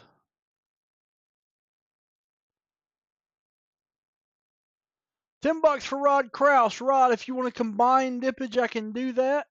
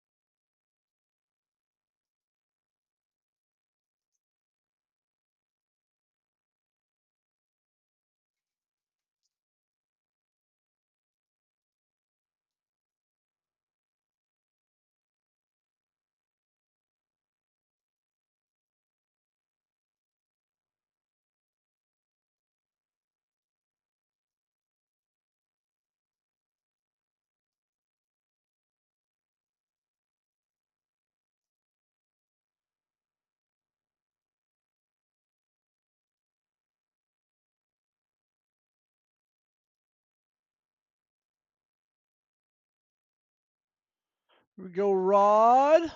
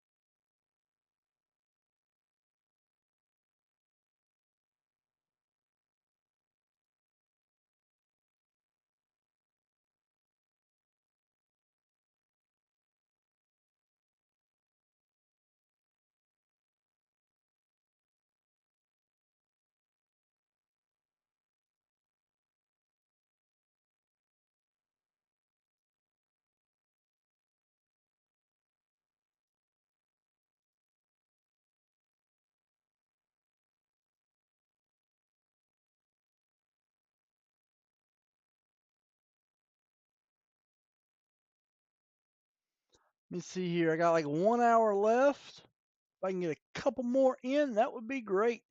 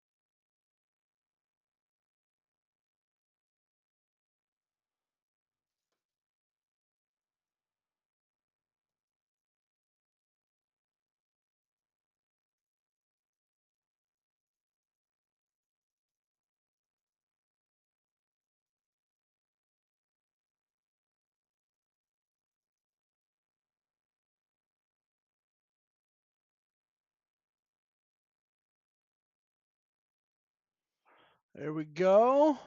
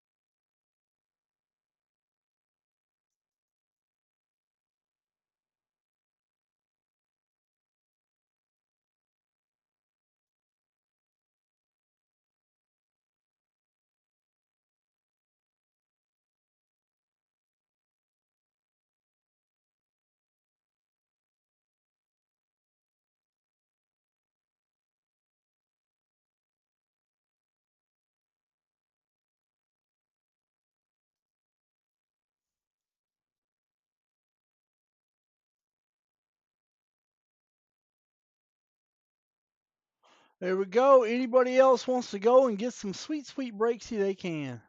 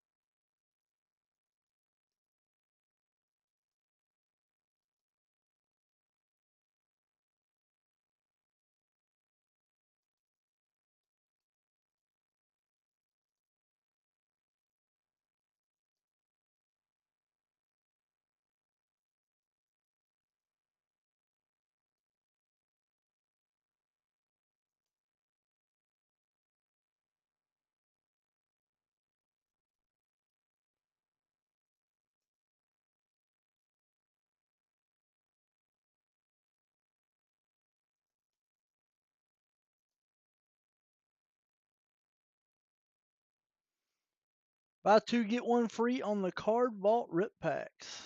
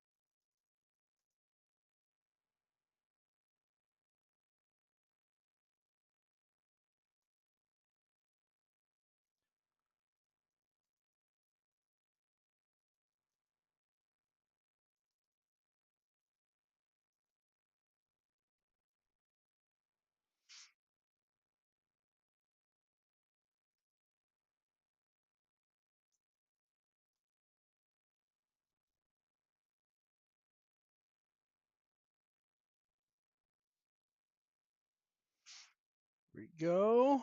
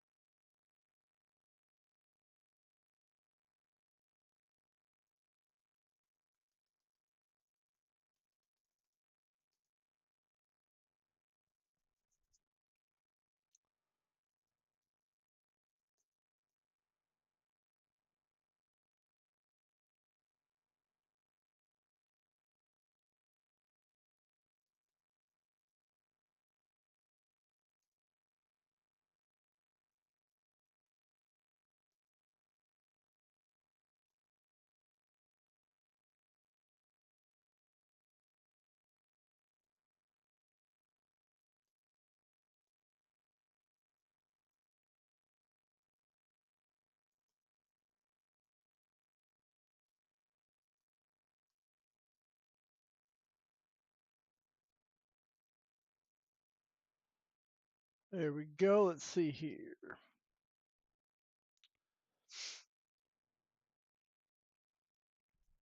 It's just too low. If you watched earlier, you know what that's from. It's just too low. I need that to be a meme. It's just too low. It's just too low, you know. A good Chris Seawall video.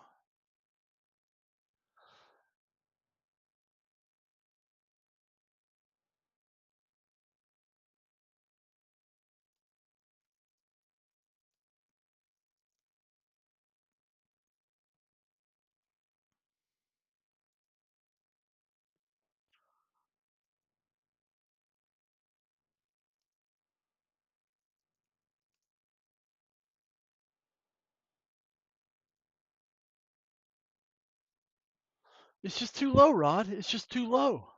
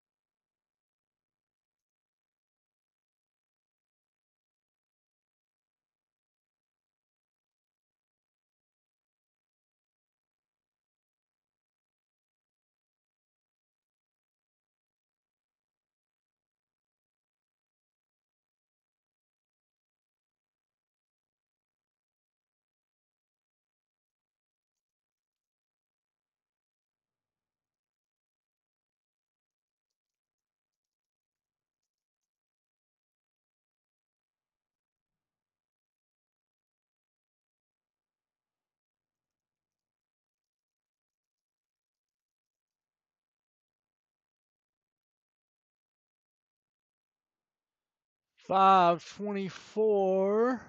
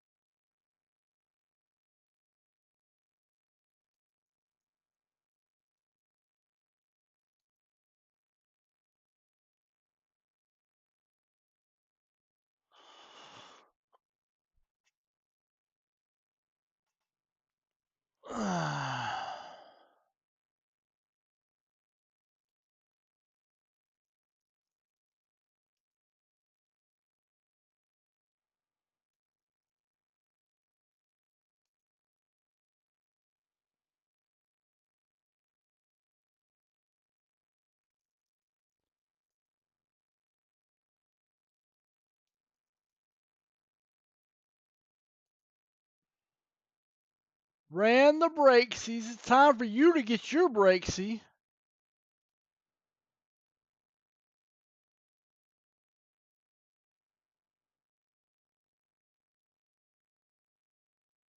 What you want? What you want?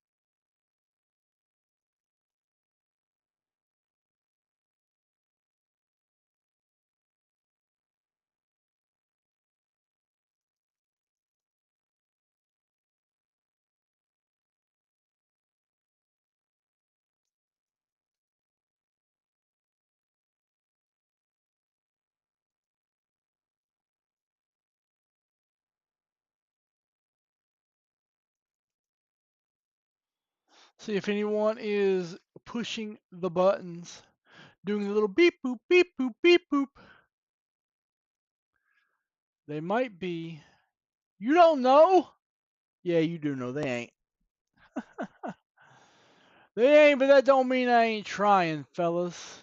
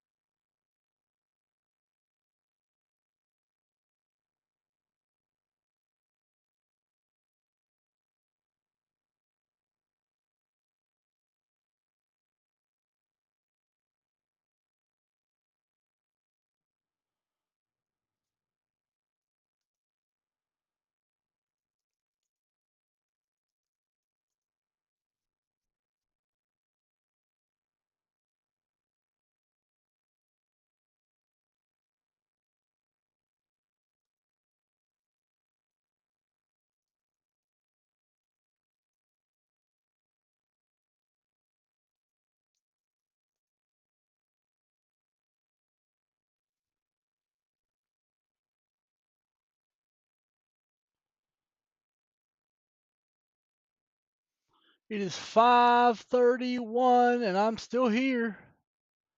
I'm still here to give the public what they want.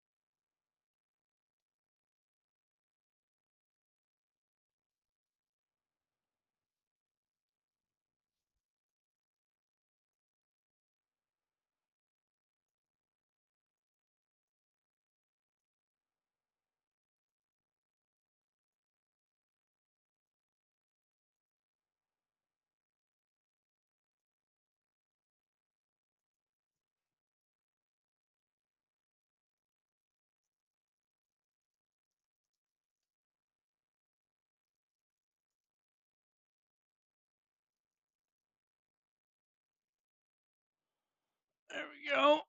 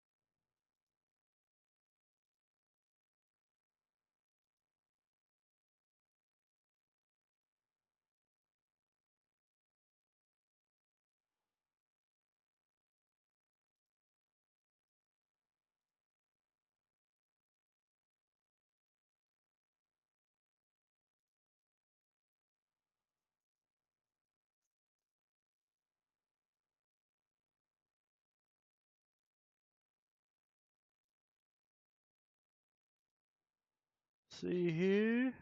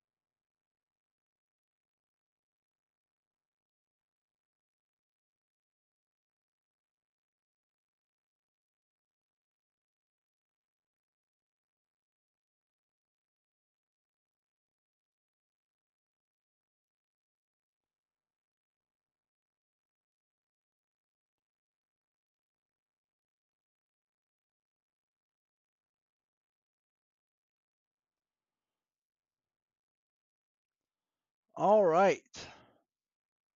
Nobody wants anything. I'm going to cut this and I will see you guys tomorrow. Let me make sure.